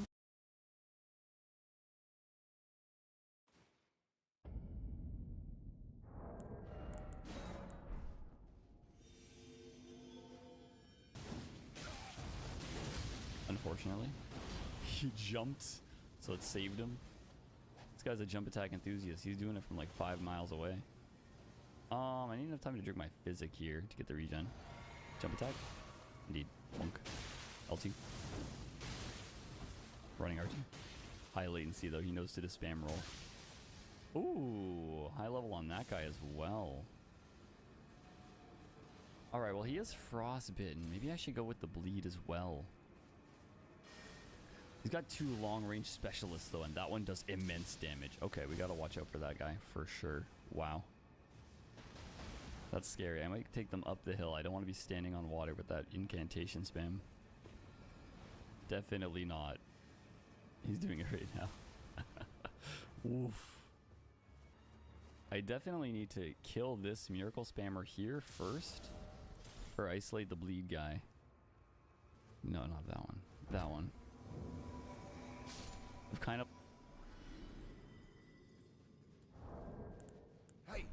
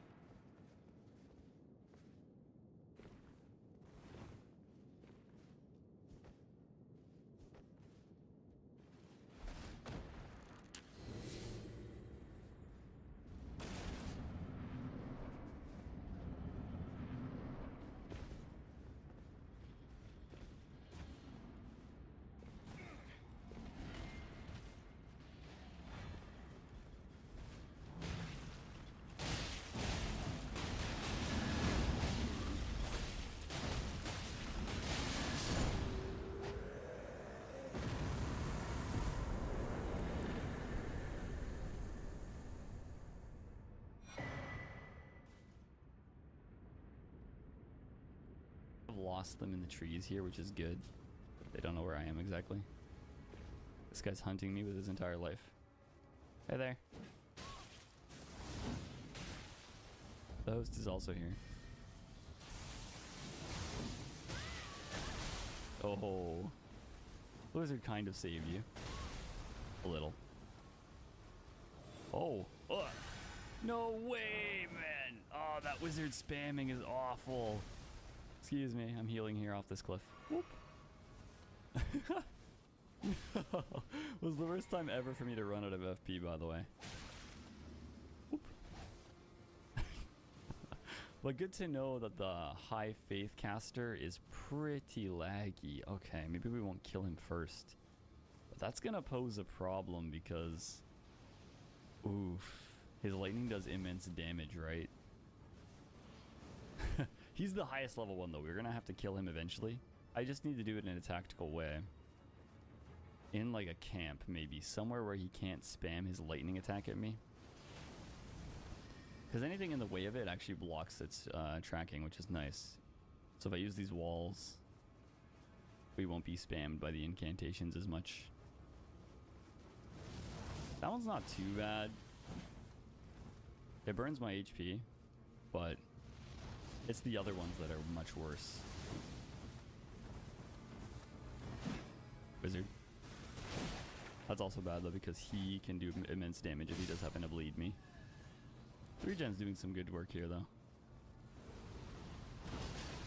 See you. The host is who I want last. Poke. Yeah, that attack I need to watch out for. Whoop. For sure. We need to keep our regen going here. Bonk. Okay. Where's the super faith caster? This guy jumps at all the right moments. It's pretty cool. I don't know if he's meaning to or just spamming jump attack, but it's working for him. Oh, there's the caster. He was waiting over there. Bonk. No! Man, that jump attack is like saving him. I don't think this is the weapon choice against that guy. This guy maybe though. Would he? Oh no, I shouldn't have done that to be honest. Should have went for the guaranteed hit.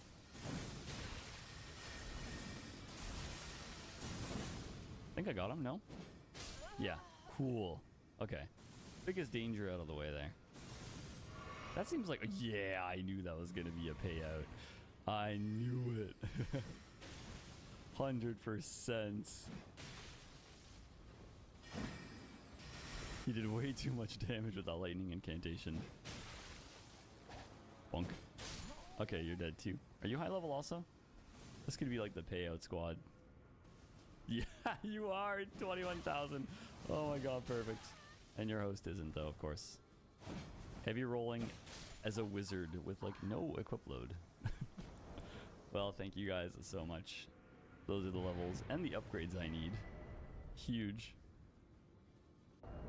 I just want to check to make sure my weight load is good. I wonder like what I could wear. I don't think I have anything heavier. This is heavier, actually. I lied. So yeah, if I wanted to get poise after, we're gonna have to level endurance a lot more. But that's okay. For now, it's fine. I can get 3 levels, and I think I should while I can. I'm gonna need these points later once we take off the Source Seal, which is gonna be pretty soon. My health is already kind of at the cap where you don't want to go higher and use the Source Seal. So as soon as I have the needed strength for my weapons, we'll take it off. Level 62. Nice. With the remaining amount, I'll either see how many weapons I could actually upgrade to plus 11 or just buy some stones. 11. I can do a few. Quite a few of my weapons could get to plus 11 right now. I think I'll make the Greatsword 11. That kind of nerfs our somber weapons until we can get them all to 12, but it's okay. Since we're going to use the Greatsword, we don't need this Y upgraded yet. The Greatsword is just better for Strength Arcane in the end. I haven't used the Banished Knight Greatsword a lot lately, but I feel like I should. So we'll get that to 11. Having Bleed and Frostbite is always strong. The Flaming Strike Stick should be upgraded as well. It's a good get-off-me tool for now. The Twin Blade I usually use as my Frostbite build-up, but since we're using the Greatsword with Chilling Mist, I don't think we need that one upgraded right now. We can switch around the inventory a little bit.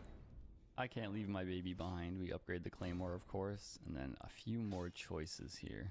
I should probably get the Dagger for the critical damage boost. There we go, 11. Oh, my Shamshir's still +8? Honestly, I love this weapon though. It's really good chase down when someone's low. Feel like I should be getting it up here. 10. I didn't know I left it behind like that. Alright, and with the remaining runes, we'll just buy stones.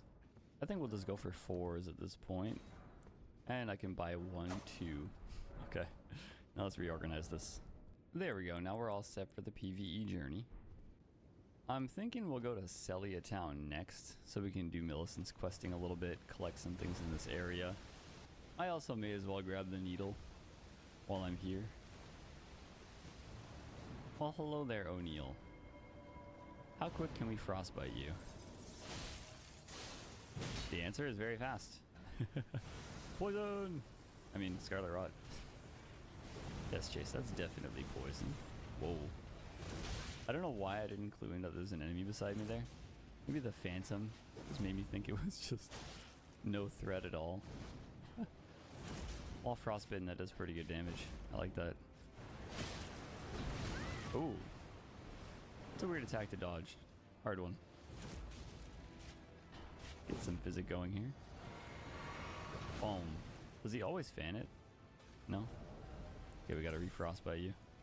Whoop. And poke. You backhanded me with that. Oh boy. Explosion. Sometimes I kill the dudes using arrows. Sometimes I don't. I feel like it's faster if you don't, but you take chip damage the whole time. That's fine. I can out-trade you, Nile. Well, O'Neill. Sorry, not Nile.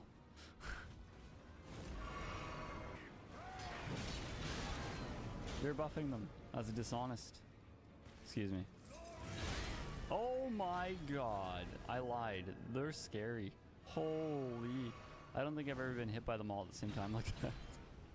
That was terrifying. Well, Nile, you're almost dead. I just need to, like, Ash of War you. And then jump heavy? There we go. Do I even have a Scarlet Rot heal? I guess I do. We get the Commander Standard and the Unalloyed Golden Needle. The Commander Standard could be decent. I'd have to upgrade it though, so I probably won't use it. Good strength weapon though. Now we could head into Celia Town. Wait, is that an Ash of War or an upgrade stone? I think upgrade stone, but may as well grab it. Get out of the way, bug. Oh, Sacred Ring of Light. I was wrong. I forgot that's there.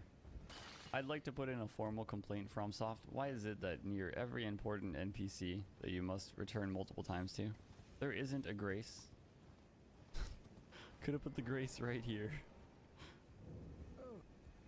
Alright, we'll leave the needle with you. I need to do Celia Town anyway, so we'll just come back after. Nice. Alright, Torrent. We got this. Don't fail me. We got this. Nice. Parkour.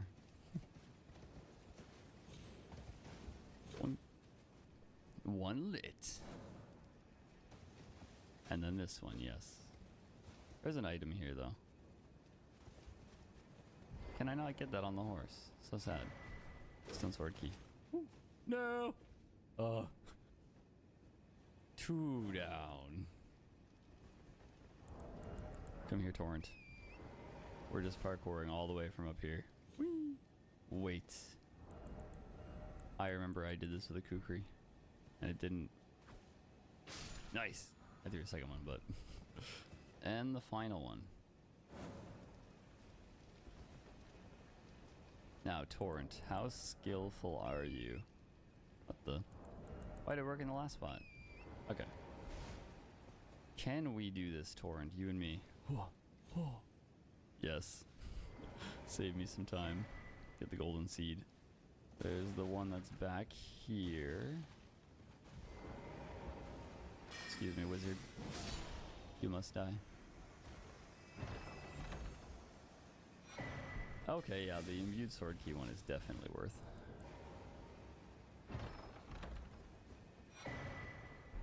I guess decent. I gotta collect everything eventually anyway. And there's this one. Night Comet. That's only good for wizards.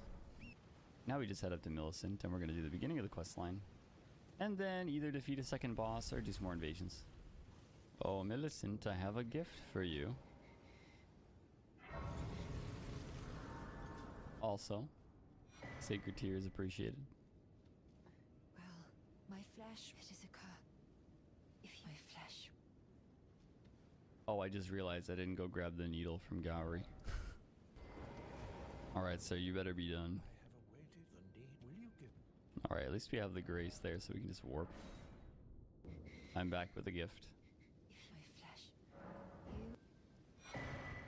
The prosthesis wearer heirloom. with the needle... Now I need to talk to Gowry again, I think, right after giving her the needle. Oh yeah, Millicent comes here first. Makes sense. Something, so I just... And then I save out. And when I load back in, Gowry is back. Nice. I don't really want to waste my runes on this right now, but I do need to collect everything, so I'm going to buy those eventually.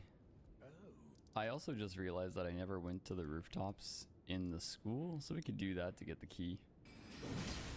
I do forget if there's any important items up here. I'll try to grab whatever I run past. Golden rune. Not the wizard with spiral shard. I'm not a fan. Okay, at least two-shot you. This would lead me in there and then I go down. You've been following me the whole time. Left leads me in and up somewhere, I believe. I'll go left first. I'm gonna just sneak and launch you off. Or just one-shot you. That works too. Off you go. Nope. This is that extremely long ladder.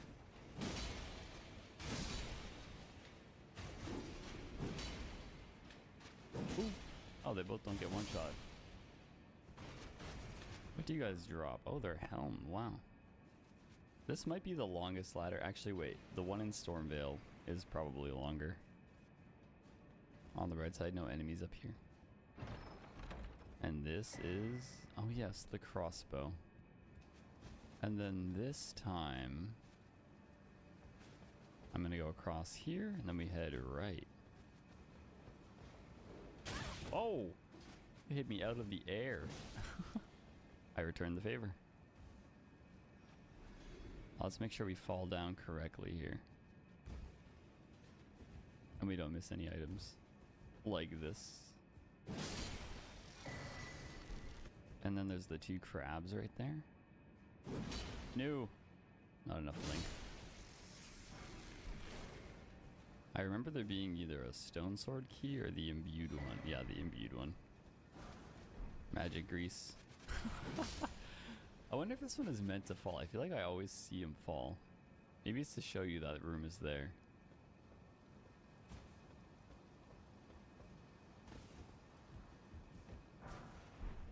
Anything else above here before we drop down?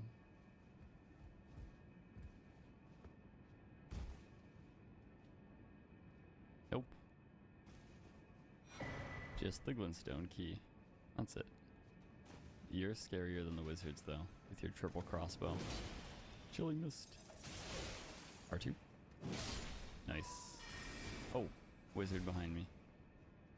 Hang on, I'm stealing this. Excuse me. I stole your staff. Nothing else up here. Okay. And you're the last thing locked onto me currently, wizard. I need you dead. So I can warp. Now I have a gift for you, Thop. Here's your key, Thop. I've already bought in all his sorceries. I guess we're good to go. I now have some pretty good runes, so we may as well go upgrade the weapons that I couldn't get to 11 earlier. Let's see, it takes 4 to get each of the weapons to plus 11 right now. So if I do like 12, that's 3 weapons, plus the ones that I already have. The Shamshu is actually pretty cheap. I love how depending on the size of the weapon, it costs more. Or maybe the class of weapon, I suppose. The Ape is pretty cheap. There's better strength twin blades, so I don't think I'm going to continue to upgrade the regular twin blade. We can get the Gargoyles one soon, or we can also just get the Twin Knight Sword one. The same with the Rapier, I like it, but the Clean Rot one's so strong. I like my fists, we're going to get that to 11. I guess that's good for now. I can just spend the rest on stones, and then next time we try to get them to 12, and our somber is to +5. There we go. Boom. The plan now is to probably clean up some NPC quest lines. I haven't given Hayata all of her grapes yet, so I need to get here. I think that's where she is right now. She should be standing by the base of one of these. I'm pretty sure I already got the grape. Yeah, there we go. Hello? Would you donate? I'm on a pill. There's another grape for you. At this location, you need to have killed Vike, right? Think of the special grape. Without one. And I have that. At this point, I don't think we see her again until much later, so we don't have to worry about that quest line. In terms of the underground, Blythe is still there. I did talk to Celibus. I forget if I talked to Blythe again since then. Alright, so I suppose at this point we're just heading towards Redmane Castle. Bonk. Oh, you guys are kind of tanky, actually. Wow. I didn't one-shot you. I also just realized I've never been to Jarburg. I don't know the time frame of that one, so I'm just going to say hi there really quickly. Hello. Alright, that's fine. At least we've been here, so I just won't miss out on that quest line, hopefully. All that I can really think of at this point is to go to Radon then, or at least towards him. Before we fight Radon though, we may as well get some invasions in. I don't really have any runes here. Just wipe them, go for a few invasions, and then fight Radon. Capital Outskirts, promising. Could maybe get a lot of runes here. I hear the sounds of a wizard. Oh my god, wait, my greatsword. Comet. You see me? No. I was trying to run around their camera. Get an ambush on the wizard. Hey, wizard. I'm gaining on you. All the bosses. Oh my. Oh. The damage on that is absurd. Okay, we do this. Alright, keep that in mind. Possibly high level wizard. It did half shot me. Means it will two-shot me. Hey, you don't see that much. Here, come back. Big bonk. Oh. They're coming in from behind, so that will blender. Oh my god, 2 HP wonder here. I'm a survivor. Barely. Alright, we might need to swap to a faster weapon. But the wizard likes to run away, meaning pretty weak against halberd. That's definitely the class. Running attack. Running attack. Teammate is there to back him up. I need the payout here though. I don't want to kill the host. Interesting choice of crab.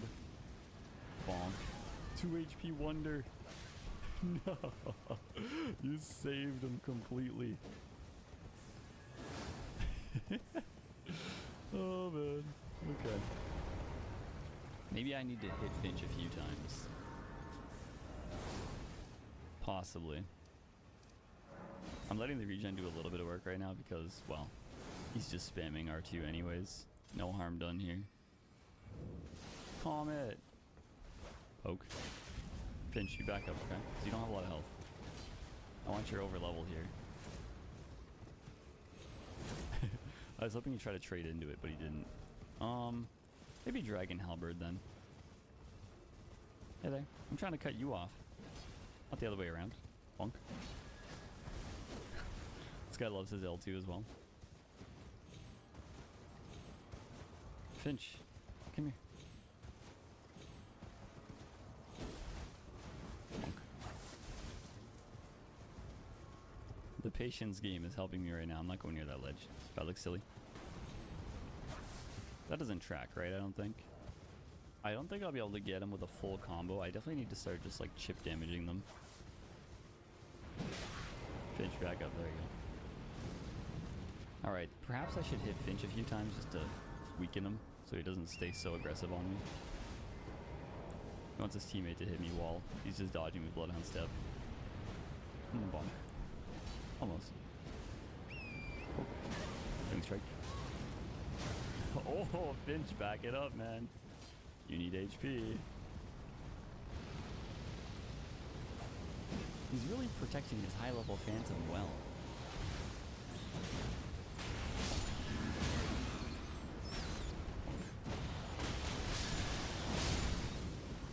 Let's get some FP going here. And some regen. Keep the stamina regen going. Finch, once you're low HP, it seems like... Hey there. So the crab is your choice.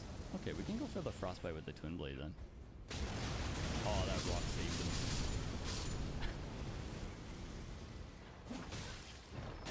Oh, that was weird. We got to early hit them. That was scary. We have heals though. Lots of them. Spinning slash. This is our chance. Perfect. You die. And you give me runes. I know you're high level. That Moonlight Greatsword was hurting. And you were tanky. Yeah, 12,000. I do it. You can sort of tell by their defenses mostly. But the damage also is pretty rough. Alright, only Finch. I don't think I'll get you with a Greatsword. You're running away too much. So, Heavy Thrusting Sword it is.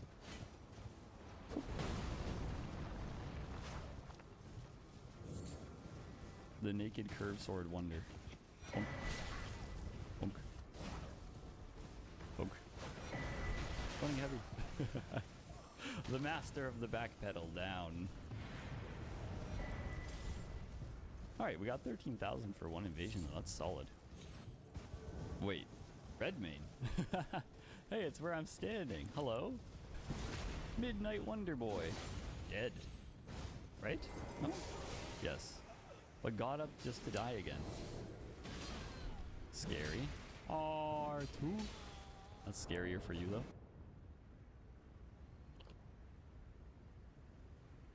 Hey, Telephonic, how's it going?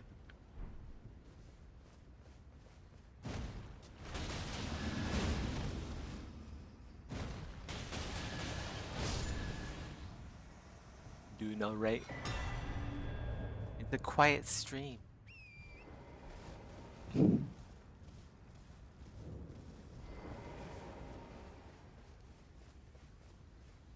Just grabbing some stuff that I don't really need. Well, I do need the sacred tier actually.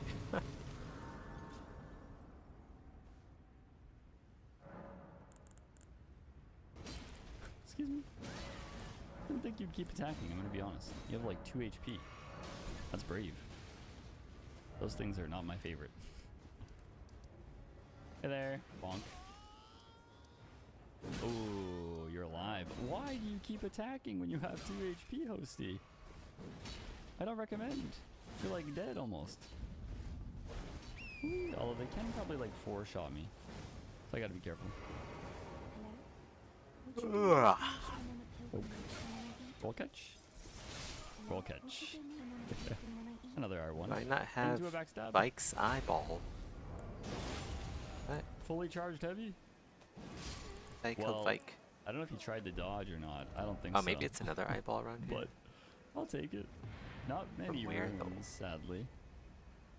Almost enough for a level. Almost. From her Summoning dad, another maybe? phantom. You love to see it. Kill another version of him in the mountaintops. Yeah, I already I did. don't love to I see have this, his though. armor. Tragath isn't gonna give me These are all runes, just man. meatballs. It's not worth it. Bonk. Where Wait, is... they have another phantom coming. Oh, you look much higher level, actually. There's one there. Hey there. Follow me this way. No, Tragath, no. I thought no. this is like the festering Oh, finger. why'd I do that? I just instinctively Oh wait, that was one's like, at "Get the Bellum crit." Church. But that means I killed the host. That means I need one more. No, he was definitely high level as well. I'm over Oh, here somewhere. I ruined my chance. It's my own fault.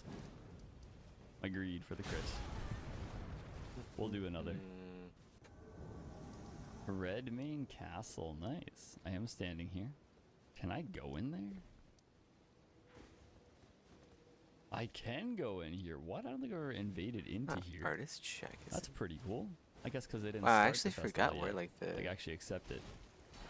third one is. Higher latency on TD here. Here, and then there's one there. Bonk. Got him though with the frostbite hit. Always good. Doesn't look high level though. I don't think we're gonna get a ton of runes here. Chilling Mist. 700, yeah, definitely not. Those will probably two-shot him. Oh, the greatsword is crazy. Well, we can upgrade our weapons all to plus 12 then, and get some somber 5s. I feel like I'm actually kind of high level for the weapon Actually, I have upgrade to that look I it have. Now, I checked the invasion range calculator, and both a plus 12 weapon and a somber 5 invaded the same ranges. So I'm going to assume that's equal. So we're going to make the greatsword 12, the dragon halberd 5, and honestly the shamshir to 12. The physical damage weapons are going to improve more the higher the weapon upgrade. So that's good. Now I'll just spend the rest on stones, and we'll come back after the boss and finish up the ones that we didn't get to upgrade. 5 more stones, not bad. Thinking about it too, I've never actually equipped any of my great runes. Oh, I have a flask upgrade. How long has that been sitting there? Wait, did I ever actually pick up a great rune?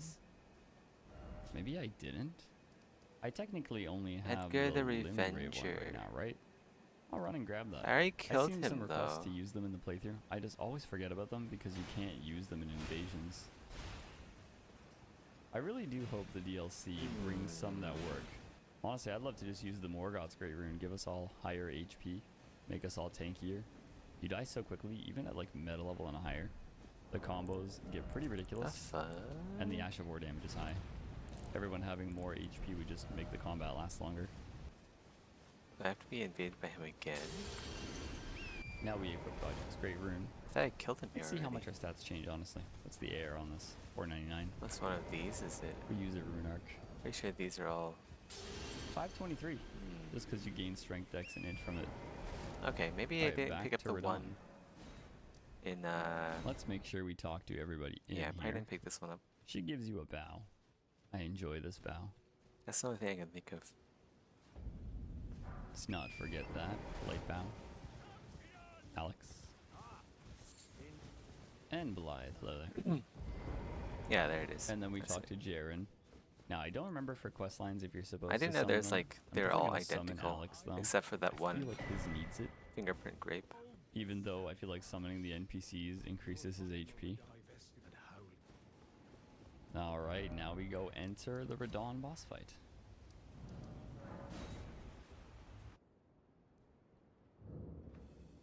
Alright, Radon, I know you like to shoot me right off the bat here. I'm gonna be summoning though. What do we got here? Lionel. Traggeth. Don't I get the wave if we summon Traggeth here as There you well? go. Maybe? Find out. Oh, I did that too early. I did! Nice. Casual greeting. I forgot that in one of my playthroughs and I was so sad. I love using it. Oh, yeah, I'll be fine. What's this? Alex. We can't forget Alex. Now, He's the most Bellum important. Church. Go, boys, go. Should be here. A rain of arrows are gonna come at me, so maybe I can like lead them away from the NPCs. Ow. Think my physic. I'm sending in my Or army. maybe Go, I boys, have go. no, I have to reload this area. Man, I What is hate this? this quest. Patches just returns home, I'm pretty sure, but we'll do it anyway. I hate all I the wanna see it reloading. happen. We're having a cinematic boss fight here. Oh, does he actually fight? Reload Well, the he's area walking and then towards talk the to her boss. again. I thought he like left instantly. Oh, he's gone now. Oh, he just returns instantly. Okay. I That's thought he great. like did a gesture or something. Nope, just I have to disappears. reload this area again. Let's go check. Cool. Well, I frostbit him for you boys. Go get him. R2. Oh, she moves on. Okay. It's the flail Off move. to Bellum Church. Did they all die already? Let's go poison them then. Cool. I think I'm safe behind, right? But I'm gonna do this just in case. Poison! And you can poison Radon, right? Oh, have you ever heard Yeah, of look at that. He's poisoned already. distant blood cancer Perfect. cells? With that one. Now let's get him the Shamshir. Didn't think that would hit me. I was wrong. Sword dance! Okay. Okay, we could have a better damage weapon here. Great sword. Oh. Oh, that hit me in the butt. And then she's under here, but I'm not gonna do that. This character Frostbite isn't you going to be next as well. frenzy. Yeah, that works. Cool. Wait. Oh, he's doing the comet. That's right. I always forget about this. Does it auto aim at you or? Indeed. Feels like it's easy to dodge now though. That thing like did ridiculous damage to me when the game first came out. I always forget they somewhat nerfed Radon, or like heavily. I forget which one, but he was a lot stronger when the game first came out.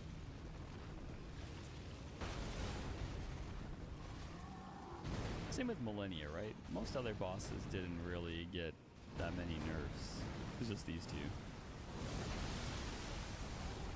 Those comets like come in anytime here? Ow. Let's stay full health because I don't know that moveset. I haven't fought you in a while. Cool. Frostbite you? Maybe? Yeah. R2 you? Radon is basically dead here. I think this is when the comets come in. He does that little like ride thing and then sends them over. Dodge. Amazing lunge. Oh, you can't roll into that. Okay, noted. Sir, I'm gonna need you to stop for a second. It's the drill of doom. Then he comes back. I can roll by it? Okay. Goodbye, Radon. It was fun. Now I have to talk to Alex for sure. And Blythe. But do we get a cutscene first? Oh yes, we do. Well, hello there, Blythe. Good. What is the glory of... Next we head to Nokron, I suppose. Alex, you're over there. One hit was all it took to crack me. Aw, I mean you are a pot. I'm pretty sure we next see Alex in Mount Gelmir. Get the Grace. And we have a lot of runes, so I can easily go upgrade my everything, really. Hey, Let's get all the ones that I tend to use. There's a new plus trailer. 12 at the least. I need to buy more stones. Does again, it have I think. spoilers in it? Let's see, 6 from Man, each of the ones that I there's have like- because that's a weapon upgrade. I've so been trying this to would not be spoil 2 more, myself, 3 but more, there's so much stuff 4 coming more. out. You know, let's just get like half of the amount we can buy right now. We'll just buy 40. So we get the Banished Knight to plus 12. My Claymore's already plus... Oh no, it's not. Plus 12 the Claymore. My fists aren't plus 12 yet either, and my dagger needs to be plus 12. I can pick up the Twin Knight Sword in Altus now that we're going to go there, so we don't need to upgrade the regular one. I don't remember the earliest way I can farm a Clean Rot, but I feel like I should just wait at this point to have the Clean Rot. I often use my Zweihander still on strength build, so I may as well just get this one to plus 12. That way I can have one that has Chilling Mist and eventually Waves of Darkness. And with the rest, I think I'm just going to buy a bunch of stones. Anytime we get a brand new weapon, we need to get it all the way from base up to whatever our weapon upgrade is at. So I still need some amount of each of the stones. We have 90 of that. Let's make it a flat 60 of each if we can get that. And then next time we'll get Summer plus 4s. Games Fest. Alright, I think we're going to call yeah, it I a date didn't- there. We accomplished they're a kinda lot. We hard just to beat make. Dawn. Trailers- I think in the next one we're going to go down into Nokron. Trailers take a lot of work and to continue make. that way to wake up Ronnie eventually. I And then doubt we there's can move gonna to be another Alphas one. afterwards. As always, if you guys have any recommendations on any weapons or just things you'd like to see me pick Like, up they're and use in the expensive. playthrough, feel Cinematics free to are comment those expensive. below. Until the next video, this is goodbye. I will see you guys all next time. Thanks so much for watching. Goodbye. Goodbye.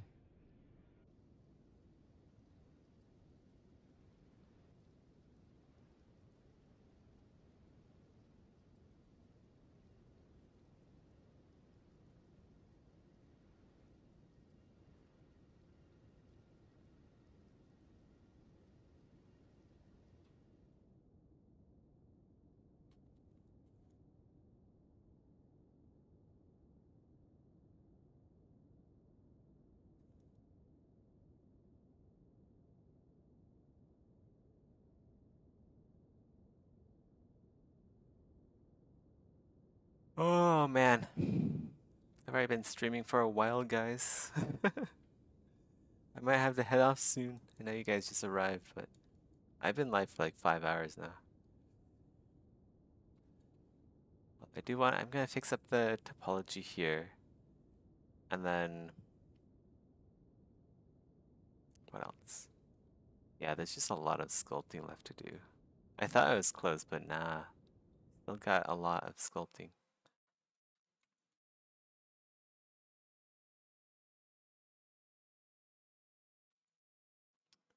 That's how it is sometimes.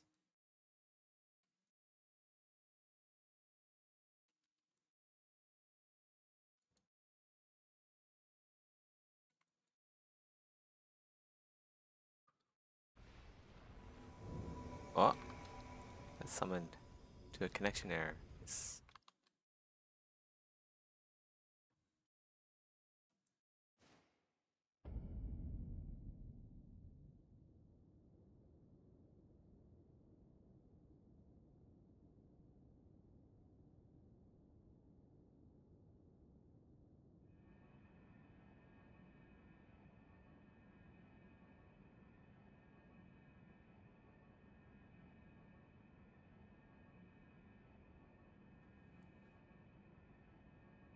Okay, that looks better.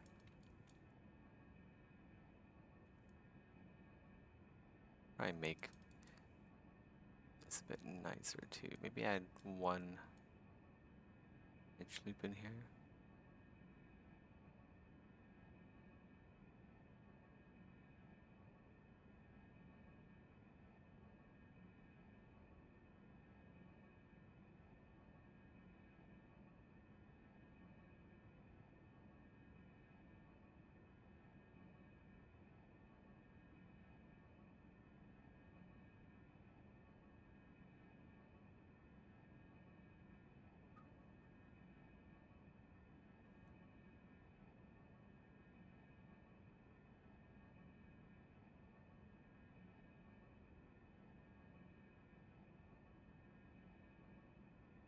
This area definitely needs some more geometry.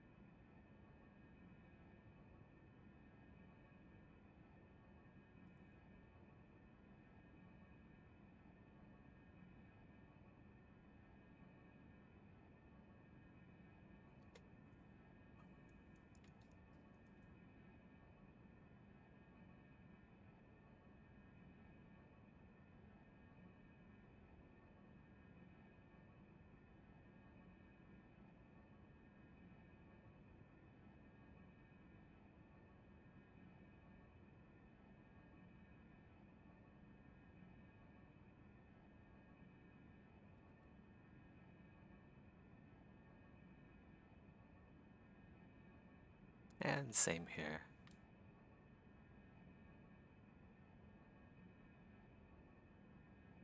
Oops.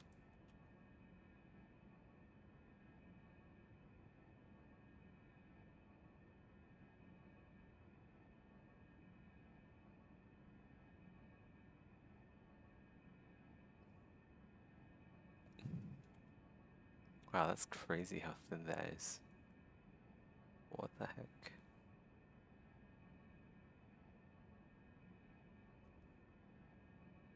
Hope this doesn't mess up when I unfreeze.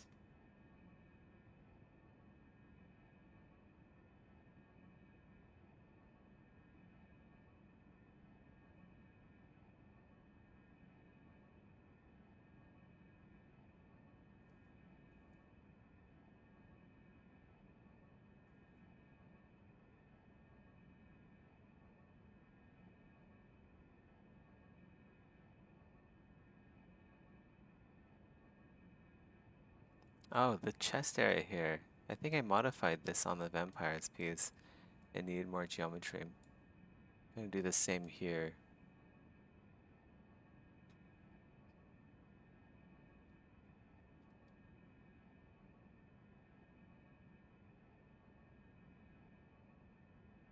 Do that and then put one there.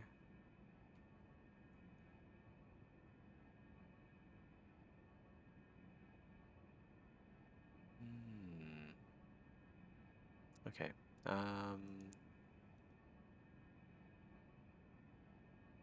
Wait.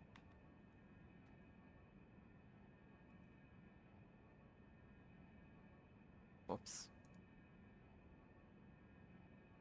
What? Insert edge. Wait, what? Oh, that's inset. Never mind. Never mind.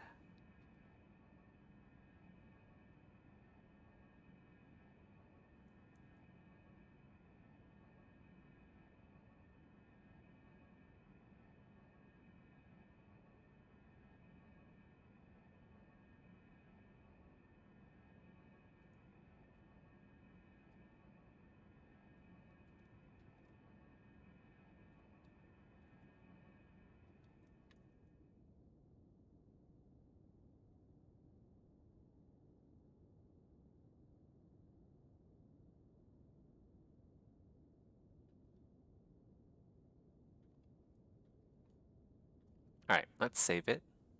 And then hope it doesn't crash when I unfreeze.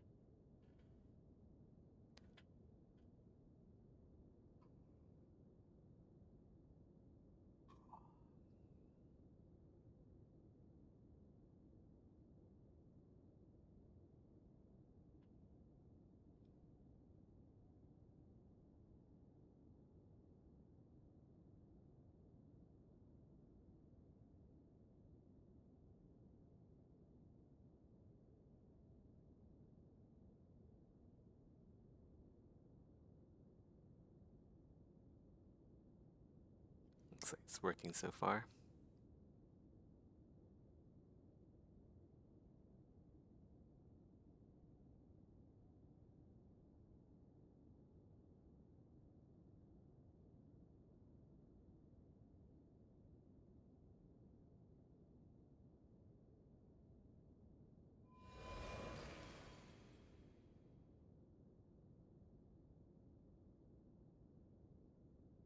Okay, it worked.